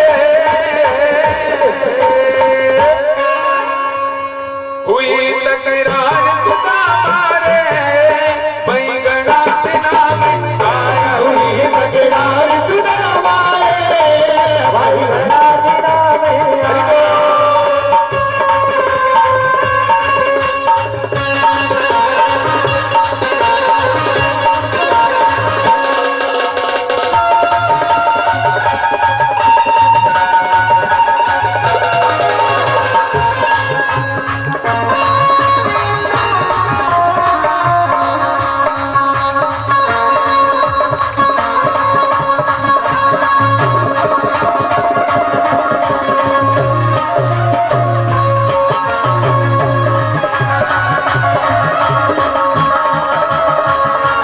सब बच्चों का हाल बता दे, सब बच्चों का हाल बता दे, मिश्रानी की बात सुना दे। हम बिलाई की बात सुना दे।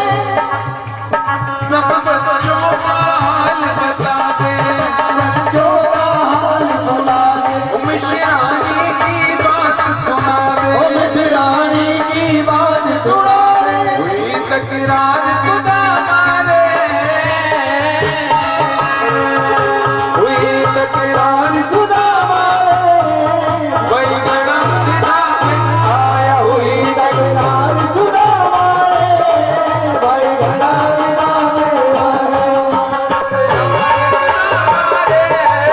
बैगड़ा दिला में हुई तकरार। सुधा मारे, बैगड़ा दिला मेरा। बताओ मेरे आज सुधा मारे, बैगड़ा दिला में आया। बता मेरे यार सुधा मारे, बैगड़ा दिला मेरा।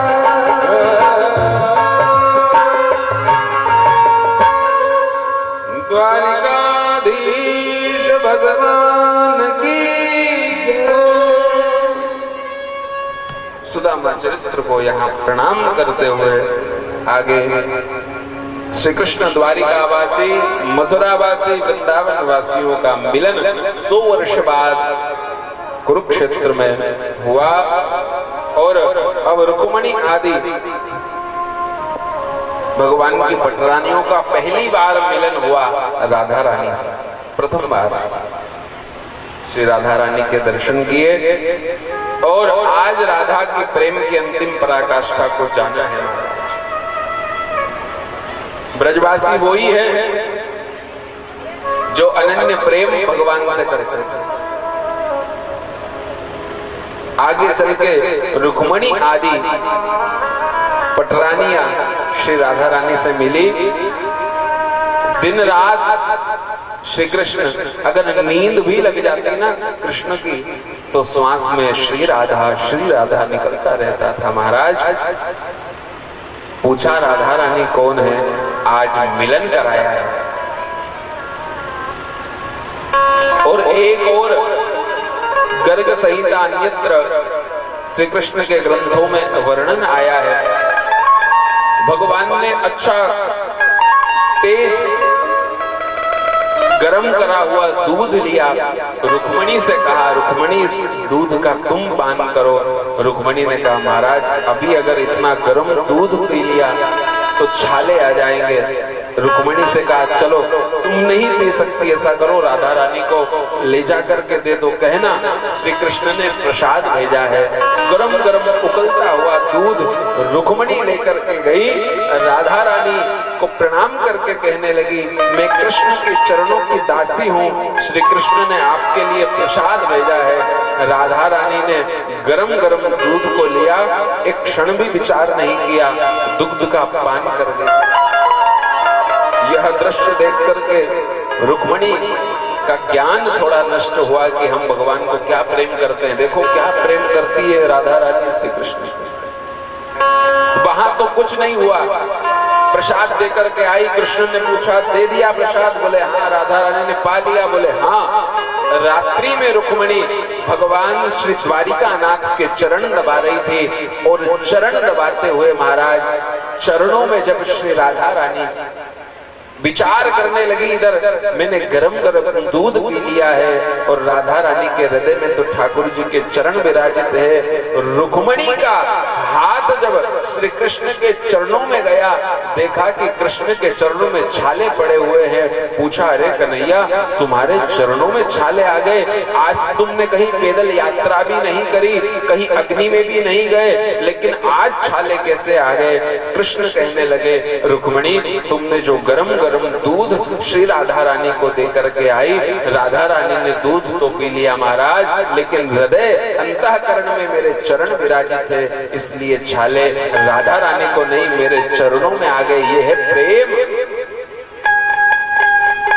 दूध पिया राधा रानी ने, छाले आए श्री कृष्ण के चरणों में। आगे चल के सब अपने अपने नगर की ओर सबने प्रस्थान किया। भगवान श्री कृष्ण ने अपने पुत्रों को उपदेश दिया, लेकिन पुत्रों ने उस उपदेश को नहीं माना और यदुवंशियों ने सप्त ऋषियों का अपमान कर दिया। सप्त ऋषियों ने श्राप दे दिया, यदुवंश समाप्त हो जाएगा। धीरे धीरे समय व्यतीत हुआ और सांब के उधर से एक लोहे का मूसल निकला, उसके टुकड़े टुकड़े करा के समुद्र में फिकवा दिया। जो छार उड़ी उससे तीखी नुकीली घास समुद्र के तट पे उग आई और थोड़ा सा उस लोहे का भाग एक मछली ने ग्रहण कर लिया। मछली को एक बहेलिये ने पकड़ लिया। मछली के पेट से जो लोहा निकला उसने अपने बाणों के अग्रभाग पे लगा दिया। आगे कथा श्रीमद् भागवत महापुराण में आई। 99 लाख यदुवंशी आपस में लड़ने लगे, सब लड़ते हुए आपस में समाप्त हो गए। भगवान ने समझाने की कोशिश की, लेकिन पता लगा कि सप्त ऋषियों का श्राप है, इसलिए ध्यान रखे भगवान के परिवार को भगवान नहीं बचा सके। क्यों? क्योंकि ऋषि मुनियों ने श्राप दे दिया था, आप जीवन में कोई ऐसा कर्म मत करना जिससे कोई ब्राह्मण कोई संत आपको कोई श्राप दे दे, बद्दुआ दे। किसी की आत्मा दुखाने का कार्य मत करना भाई, ये जीवन में सिद्धांतिक बात है। आगे चल के वर्णन आया, दत्तात्रेय के 24 गुरुओं का वर्णन श्रीमद् भागवत महापुराण में आया। दत्तात्रेय ने 24 गुरु बनाए। आकाश को गुरु बनाया, जल को गुरु बनाया, अग्नि को गुरु बनाया, पृथ्वी को गुरु बनाया, वायु को गुरु बनाया, लेकिन गुरु किसी के प्रभाव को जान करके नहीं बनाया। आप भी कभी गुरु बनाओ। जीवन में गुरु होना बहुत आवश्यक है, लेकिन गुरु को प्रभाव से गुरु मत बनाना। जिसके पास 2, 4, 10, 20 बिल्डिंगे हो महाराज, VIP, BMW, Audi, मर्सिडीज जैसी कारें हो महाराज, उसको गुरु बनाना बात वो नहीं है। गुरु वो हो महाराज जिसका स्वभाव पवित्र हो, जो भगवान से जुड़ा हुआ हो। गुरु चाहे श्रेष्ठ हो, चाहे गुरु कोई बहुत झोपड़ी में रहने वाला हो, लेकिन भगवान से जुड़ा हुआ हो, कोई परम बुद्ध पुरुष हो।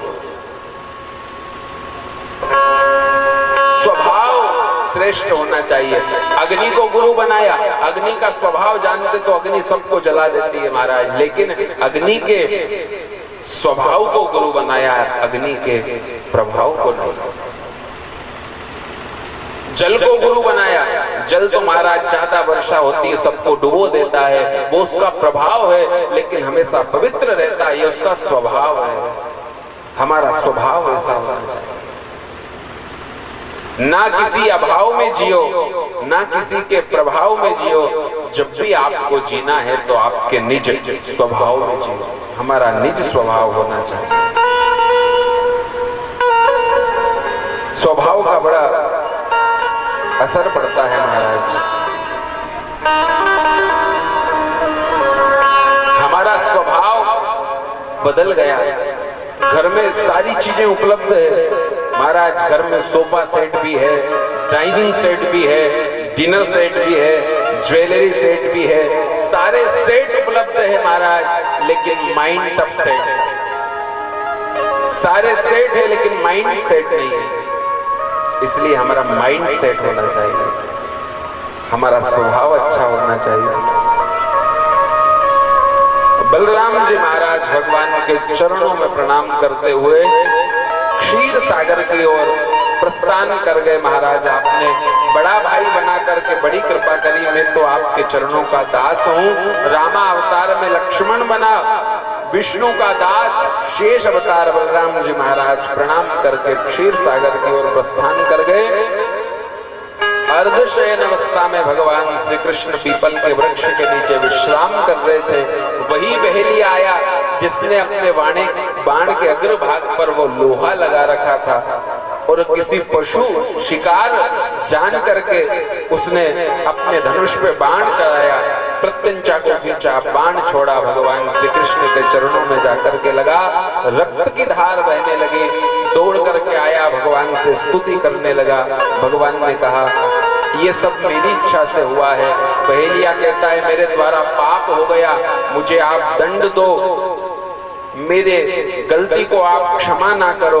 भगवान ने कहा ये सब मेरी इच्छा से हुआ है। संसार में जो भी इच्छा, जो भी कर्म होते हैं सब भगवान की कृपा से होते हैं। हवा चलती है, पत्ते हिलते हैं तो भी भगवान की कृपा से, इसलिए सब भगवान की इच्छा और कृपा से होता है। भगवान के शरीर से एक दिव्य ज्योति निकली, हमेशा हमेशा के लिए भागवत में समाविष्ट हो गई, और भागवत का एक स्वरूप श्री कृष्ण बन गया, और भगवान स्वधाम चले गए। बोलो भक्तवत्सल भगवान की जय। कलयुग में और सनातन में श्री कृष्ण का ही स्वरूप भागवत है, और भागवत ही श्री कृष्ण है, श्री कृष्ण ही भागवत है। भगवान के जाते ही धीरे धीरे कलयुग ने अपना आधिपत्य जमा लिया, और अब भागवत ही श्री कृष्ण के रूप में पूजी जा रही है, सुनाई जा रही है, समझी जा रही है। इसलिए आपका और हमारा एक स्वभाव बने, हम हमेशा भगवान को याद करते रहे। कलयुग प्रारंभ हुआ, इधर सुखदेव स्वामी का पूजन परीक्षित ने किया। सुखदेव स्वामी ने पूछा परीक्षित अब कोई डर मन में, कोई शंका? बोले गुरुदेव आपके द्वारा सारी शंकाओं का समाधान हो गया, बड़ी कृपा करी, अब मुझे मौत का कोई डर नहीं है। वो मौत की भी मौत आएगी जब मेरी मौत आएगी। राम मरे तो हम मरे। महाराज अब तो परीक्षित ऐसी बातें करने लगा। क्योंकि ज्ञान ऐसा ही होता है, अंदर की आंखें खोल देता है। खूब गुरु वंदना की, चरण धुलाए, मैं आपको गुरु दक्षिणा में क्या दूं? बोले कृष्ण की प्राप्ति हो जाएगी, ये सबसे बड़ी गुरु दक्षिणा है। बारंबार चरणों में प्रणाम किया, परीक्षित गुरु वंदना करने लगा। आप हम सब भी अपने अपने गुरु को प्रणाम करें, सुखदेव स्वामी को प्रणाम करें, अथवा श्री कृष्ण कृष्णम वंदे जगत गुरु को प्रणाम करें। हे हरि की कथा सुनाने वाले, प्रभु की कथा सुनाने वाले, तुमको लाखों प्रणाम, तुमको लाखों प्रणाम, तुमको।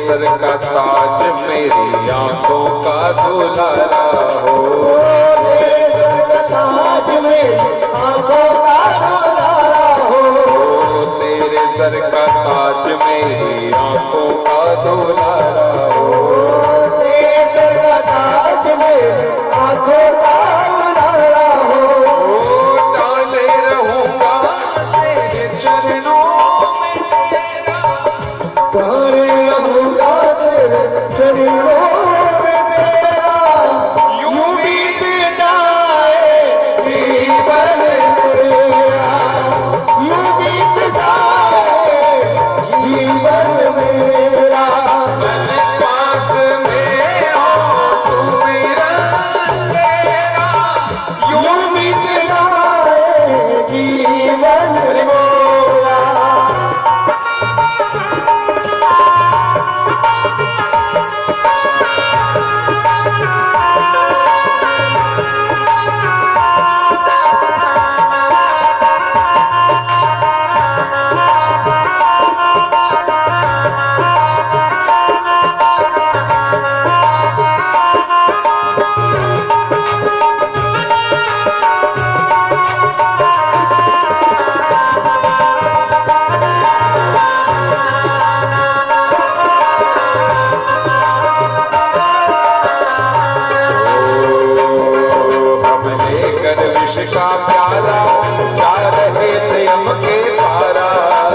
लेकर विष का प्याला जा रहे थे यम का द्वारा। हम लेकर विष का प्याला जा रहे थे यम के द्वारा। हम लेकर विष का प्याला जा रहे थे यम के द्वारा। वो सुधा पिलाने वाले प्रभु का प्यार दिलाने वाले, प्रभु का प्यार दिलाने वाले, प्रभु का प्यार दिलाने वाले। तुमको लाखों प्रणाम, तुमको लाखों प्रणाम, तुमको लाखों प्रणाम, तुमको लाखों प्रणाम, तुमको लाखों प्रणाम। ये कथा सुनाने वाले, उनकी कथा सुनाने वाले, उनकी कथा सुनाने वाले, उनकी कथा सुनाने वाले, उनकी कथा सुनाने वाले। तुमको लाखों प्रणाम, तुमको लाखों प्रणाम, तुमको लाखों प्रणाम, तुमको लाखों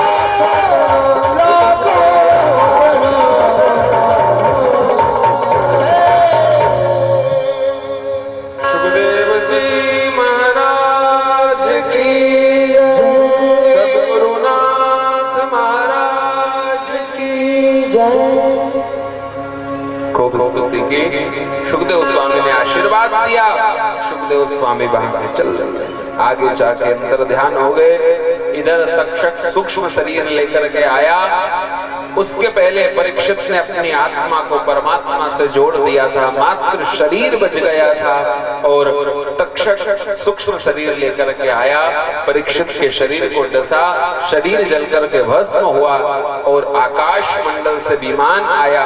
उस विमान पर बैठ करके परीक्षित भगवान के धाम को चल दिया। बोलो परीक्षित जी महाराज की जय, भागवत महापुराण की जय। विधाता अपिविस्मितः, यह देख करके विधाता भी विस्मय में पड़ गए। और परीक्षित के पुत्रों ने सर्प यज्ञ कराया, ऋषि मुनियों ने आकर के बंद कराया। मार्कंडे जी ने प्रलय देखा। करार विंदेन पदार विंदम मुखार विंदे विनिवेशयन्तम वटस्य पत्रस्य पुटे शयानम बालम मुकुंदम मनसा स्मरामि। ऐसे भगवान बालकृष्ण लाल को आप हम सब लोग प्रणाम करते हुए कथा विश्राम ले रही है। उसके पूर्व में सब लोग एक श्लोक का पाठ करेंगे। मेरे साथ आसन लगा करके बैठेंगे, कमर को सीधी करेंगे, भगवान के चरणों में ध्यान करेंगे और पहले हम बोलेंगे फिर आप बोलेंगे। इस मंत्र को बोलने से संपूर्ण भागवत सुनने का पुण्य फल प्राप्त होता है भाई।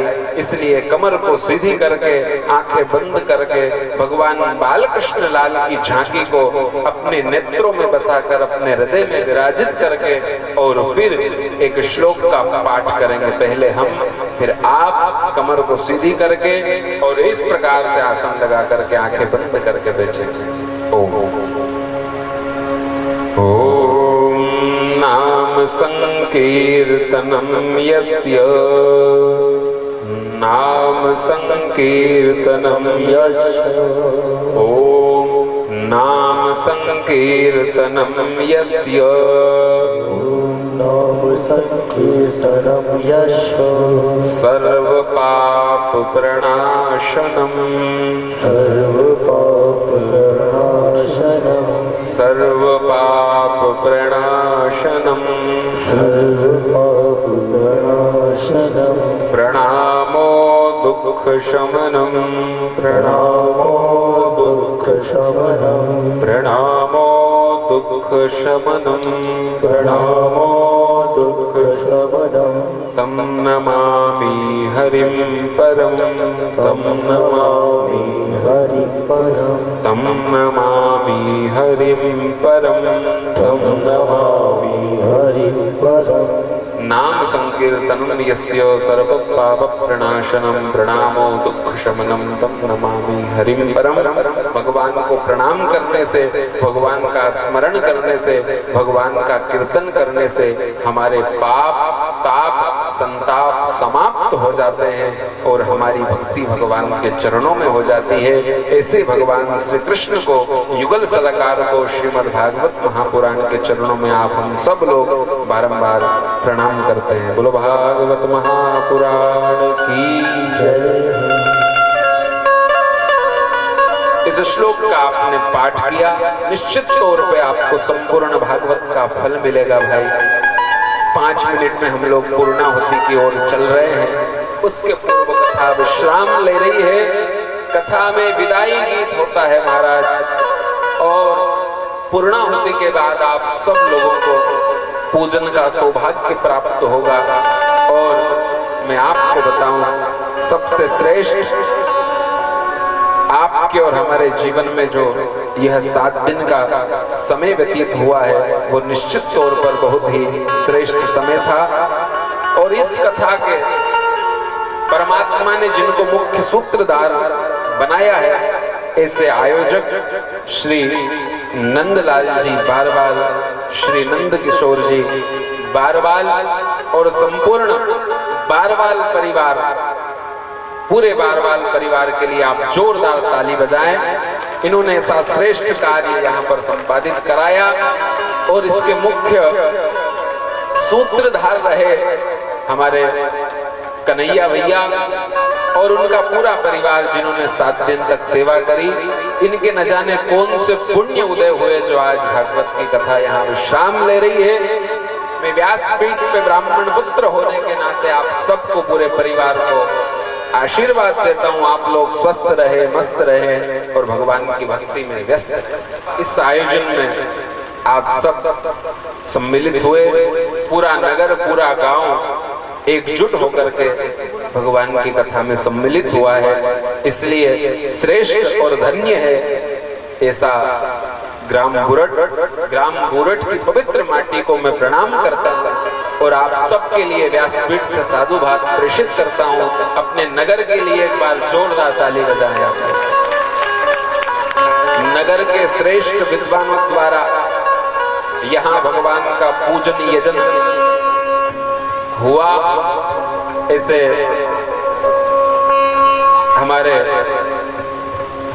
पंडित जी, पंडित श्री ओम प्रकाश जी उपाध्याय, पंडित श्री अभिषेक जी जोशी, पंडित श्री भूरा भाई, ये ब्रह्म देवताओं ने यहाँ पर 7 दिन तक पूजन क्रम को प्रतिपादित किया।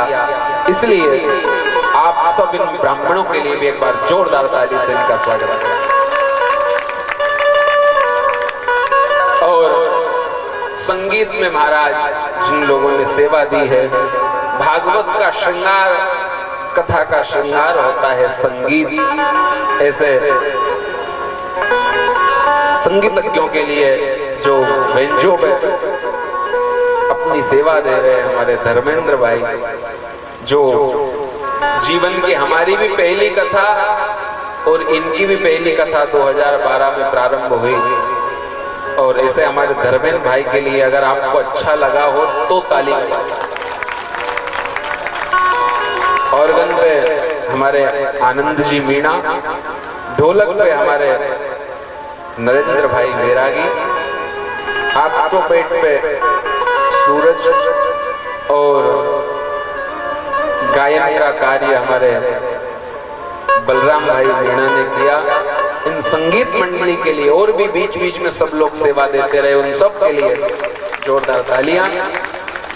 हमारी आवाज आप तक पहुंचाई, इतनी आवाज तो हमारी थी नहीं महाराज की आपको बिना माइक के, बिना साउंड के कथा सुना देते। ऐसे हमारे राठौड़ साहब के लिए भी एक बार जोरदार ताली बजाएं, जिन्होंने इतना अच्छा टेंट लगाया, आपकी बैठने की व्यवस्था की, गर्मी इतनी है, कूलरों की व्यवस्था की, माइक साउंड की व्यवस्था, इनके लिए भी व्यासपीठ से साधुवाद। और प्रत्यक्ष अप्रत्यक्ष रूप से जिसने इस कथा में अपना सहयोग दिया है, उन सबको बहुत बहुत याद करते हुए, साधुवाद करते हुए। और ये कथा प्यारे केवल आज विश्राम नहीं ले रही है, ये कथा YouTube और Facebook के माध्यम से अमर हो गई महाराज। कभी भी आप 15 तारीख बाद YouTube पे डालेंगे श्रीमद् भागवत कथा पंडित लोकेश कृष्णा शास्त्री, तो तुरंत YouTube पे आपको आपके गांव की कथा नजर आएगी भक्ति धारा चैनल पे। तो ऐसे हमारे मीणा जी के लिए भी एक बार जोरदार ताली। आप लोग सब्सक्राइब करें YouTube चैनल को, भक्ति धारा चैनल को। और भी बहुत सारी कथाएं, शिव पुराण, राम कथा, नर्मदा पुराण, भागवत कथा आप लोग YouTube पे सुन सकते हैं। YouTube पे आप सर्च करेंगे पंडित लोकेश कृष्ण शास्त्री, संपूर्ण कथा भक्ति धारा चैनल पे आएगी। और आप सब लोगों ने बड़ी सेवा करी महाराज, बड़ा अच्छा लगा। और आप सबको कथा सुना करके मन में बड़ी प्रसन्नता हुई। हमारे पास तो कोई बहुत ज्यादा है नहीं महाराज, बहुत ज्यादा पड़े भी नहीं महाराज, लेकिन गुरु कृपा से जो थोड़ा बहुत संचय किया, संतों के आशीर्वाद से आप सबको सुनाने का प्रयास किया। प्रत्येक वक्ता एक वंशी के तौर पर व्यासपीठ से सुशोभित होता है, उसमें फूंक देने वाले मेरे राधा माधव सदगुरुदेव होते हैं। इसलिए जो कुछ 7 दिन में आपको अच्छा लगा हो, वो सब मेरे गुरु का आशीर्वाद, मेरे ठाकुर की कृपा थी जो आपको 7 दिन तक कथा सुना पाया। इतना सामर्थ्य मुझ में नहीं कि मैं आपको कथा सुना पाऊं और भगवान की कथा पूरी कोई सुना पाए महाराज। ये तो सागर है, जैसे सागर का कोई थाह नहीं प्राप्त कर सकता, वैसे ही भागवत का कौन थाह पार कर सकता। लेकिन फिर भी कृष्ण कृपा से आप सबको सुनाने की सेवा परमात्मा ने कराई। और भाई हम ऊपर बैठे हैं, इसका मतलब हम बड़े नहीं हो गए। आप जमीन पे बैठे हो इसलिए जमींदार हुए, हम चौकी पे बैठे इसलिए चौकीदार हुए। चौकी पे तो वही बैठता है जो चौकीदार होता है। भागवत का डंडा लेकर के 7 दिन तक आपकी सेवा करने का सौभाग्य प्राप्त हुआ। कोई कथा कभी पूरी नहीं होती, हरि अनंत हरि कथा अनंता। कथा हमेशा विश्राम लेती है, इसीलिए आज कथा यहाँ विश्राम ले रही है। आइए आप हम सब लोग विदाई गीत के माध्यम से भगवान के चरणों में आगे चलें। विदाई ले रहे सबसे हमें अब दूर जाना है, हमें अब दूर जाना है। विदाई ले रहे सबसे हमें अब दूर जाना है।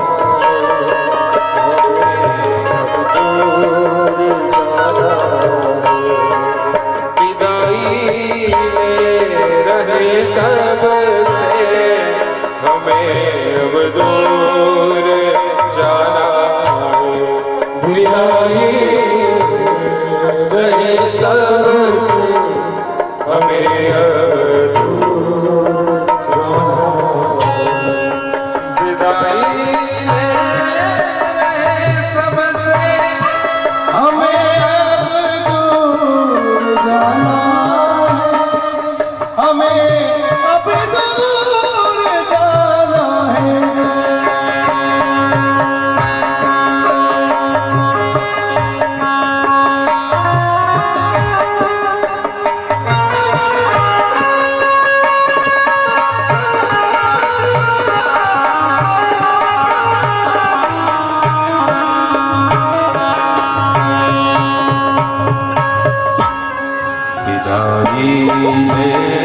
रहे सबसे हमें अब दूर जाना है, हमें अब दूर जाना है। विदाई ले रहे सबसे हमें अब दूर जाना है, हमें अब दूर जाना है।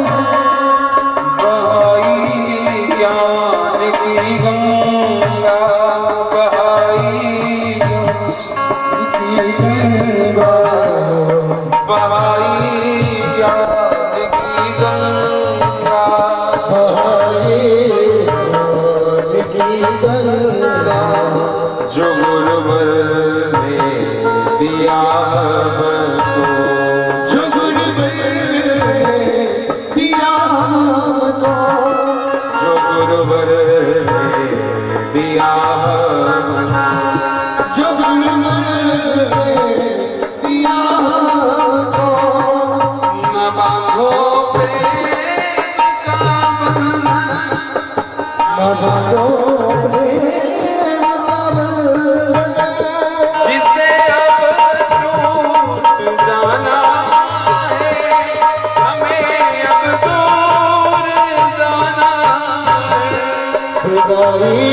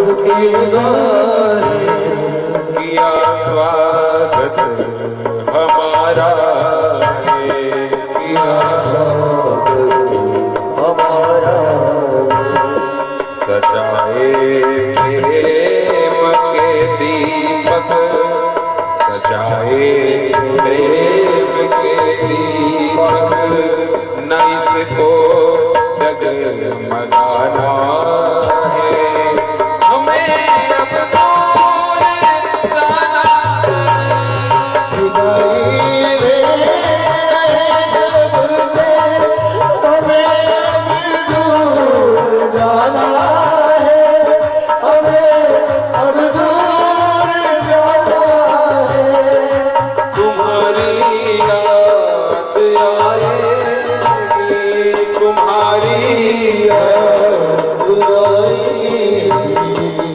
तो आंखें जब दबाएगी, तो आंखें जब दबाएगी, न बांधो प्रेम का बंधन, न बांधो प्रेम का बंधन, जिसे अब टूट जाना है,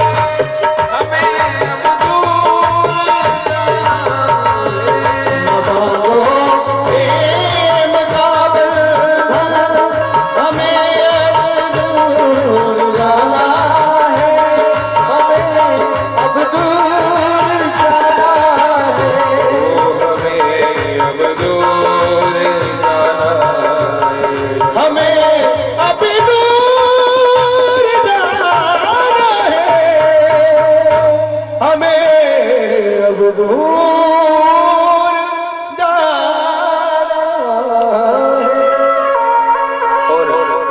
सबके लिए 4 लाइन। सितारों को आंखों में महफूज रखना, सितारों को आंखों में महफूज रखना, बहुत देर तक रात ही रात होगी। सितारों को आंखों में महफूज रखना, बहुत देर तक रात ही रात होगी। मुसाफिर हैं हम भी, मुसाफिर हो तुम भी, फिर किसी मोड़ पर मुलाकात हो। श्री भागवत भगवान की है आरती, पापियों को पाप से है तारती। श्री भागवत भगवान की है आरती, पापियों को पाप से है तारती। श्री भागवत भगवान की है आरती, पापियों को पाप से है तारती। श्री भागवत भगवान की है आरती, पापियों को पाप से है तारती। ये अमर ग्रंथ, ये मुक्ति पंथ, ये पंचम वेद,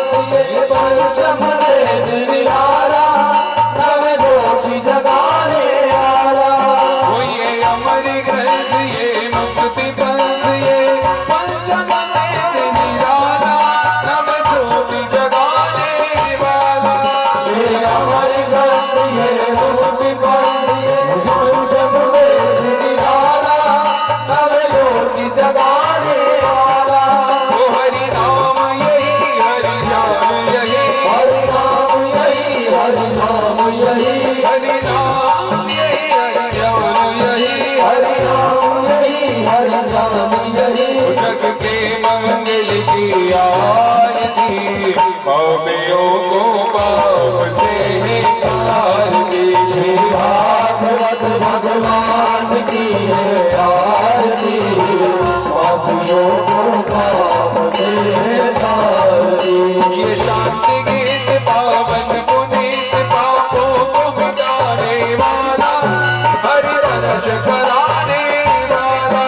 ये शांति गीत पावन पुनीत पापों को मिटाने वाला, हरि रस कराने वाला। ये शांति गीत पावन पुनीत पापों को मिटाने वाला, हरि रस कराने वाला। ये शांति गीत पावन पुनीत पापों को मिटाने वाला, हरि रस कराने वाला। ये सुख करनी ये दुख हरनी, सुख करनी ये दुख हरनी, ये सुख करनी ये दुख हरनी। ये सुख करनी ये दुख हरनी।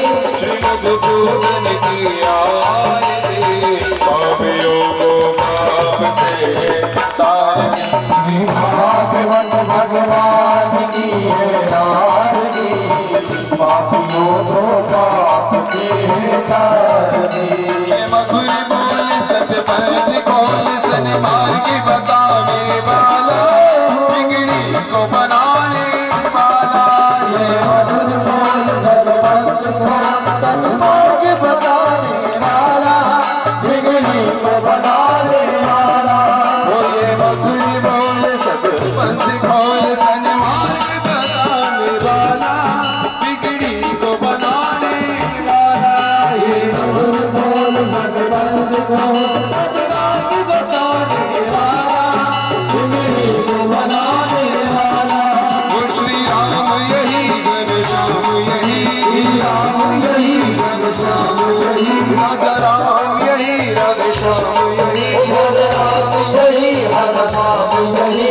वो ध्रुव नारद की आरती, पापियों को पाप से तार दे। श्री भागवत भगवान की है आरती, पापियों को पाप से तार दे।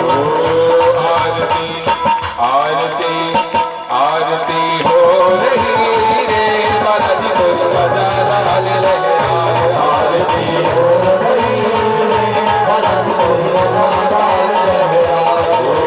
कोने उतारे बाबा कोई आरती, उतारे बाबा तोरी आरती, कोने उतारे बाबा कोई आरती। उतारे बाबा तोरी आरती। वो कोने ध्वजा लहराए मंदिर में, कोने ध्वजा लहराए।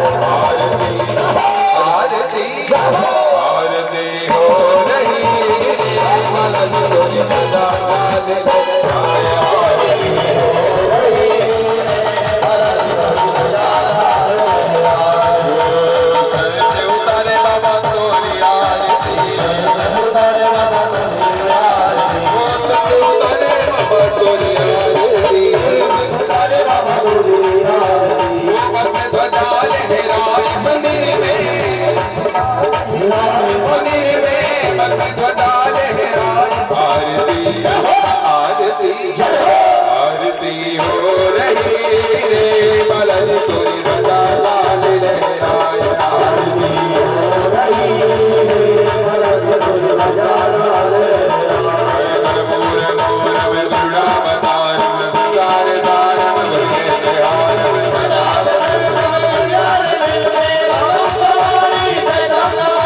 बंदारी माला बंदारी गाए, बंदारी माला तुझसे गाए। दिगंबर आए दिगंबर आए, नमः शिवाय नमः शिवाय। हरे राम राम राम हरे हरे, हरे कृष्णा हरे कृष्णा कृष्ण कृष्णा हरे हरे। हरे राम राम राम हरे हरे, हरे कृष्णा कृष्ण कृष्ण हरे हरे।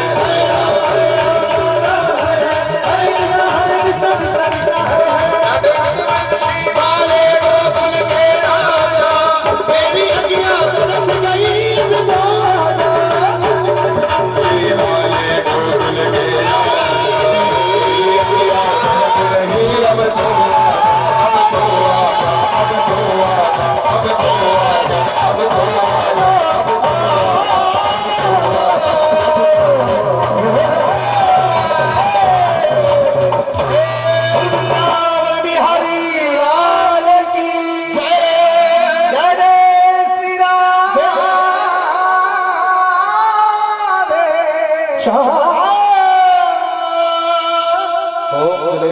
जय गृणं देवाय परमात्माय नमः नीराय करणं मंत्रपुष्पाजलिं ओम जगेन जगन्मय देवासा धर्माय धर्मान्यो समाधि हरागम महिमानः सुरेंद्र द्रोर्वे साध्याः सन्त देवाः राजाधिराजाय इंद्रसिंहाय नमो वैपेठोणाय कुर्महे समे कामान् कामकामाय वयः कामेश्वरो वै नमो ददातो कुबेराय वै नमनाय महाराजाय नमः सुरामराज्यं भोजं स्वराज्यं वै राज्यं परमेश्वर राज्यं महाराज मातुमत्तमे समुद्रप्रियाय शासरो हुमा सर्वैषां तार्धात्मनार्धः प्रतिवेशमन्त्रपर्यन्ताय एकराजदे तदपेश श्लोक विगतो मुदा प्रमेशारो मनस्यावसंग्रहे आविच्छदस्य कामप्रेर विषवे देवा सभासद इति ओम एकदन्ताय विद्महे वक्रतुण्डाय धीमहि तन्नो दन्ती प्रचोदयात् कात्यायन्यै च विद्महे कन्याकुमारी च धीमहि तन्नो देवी प्रचोदयात् ओम देवकी नन्दनाय विद्महे वासुदेवाय धीमहि तन्नो कृष्णः प्रचोदयात् वृषभानुजायै च विद्महे कृष्णप्रियायै च धीमहि तन्नो श्रीराधा प्रचोदयात् ओम आञ्जनेयाय विद्महे रामदूताय धीमहि तन्नो हनुमत् प्रचोदयात् ओम रुद्रदेहायै च विद्महे मेघलसुतायै च धीमहि तन्नो देवा प्रचोदयात् ओम दाशरथाय विद्महे जानकीनाथाय धीमहि तन्नो राम प्रचोदयात् ओम सांगाय सपरिवाराय सायुधाय चतुर्गतिकाय स्वाहनाय भगवते पुराणपुरुषोत्तमाय नमः राधा कृष्णाभ्यां नमः चरणारविन्दे सुमन्त्रपुष्पाञ्जलिं समर्पयामि। कोई भी दूर से ना फेंके और पास में आकर भगवान को पुष्पांजलि अर्पण करें। अपने स्थान पर खड़े होकर परिक्रमा दे। ओम ज्ञानिकानि जपावानि जनमांतर्गतानि चोदानि सर्वाणि नश्यन्तो प्रदक्षिणायां पदे पदे मंत्रहीनं क्रियाहीनं भक्तिहीनं सुरेश्वरा यत्पूजितं मया देव परिपूर्णं तदस्तु मे। बोल वृंदावन बिहारी लाल की, रामचंद्र भगवान की, हनुमान जी महाराज की, नर्मदा मैया की, दुर्गा मैया की, काशी विश्वनाथ भगवान की, भागवत महापुराण की, सुखदेव महाराज की, व्यासी महाराज की, राज के आनंद की, नगर बस्ती की, भक्त मंडली की, गौ माता की,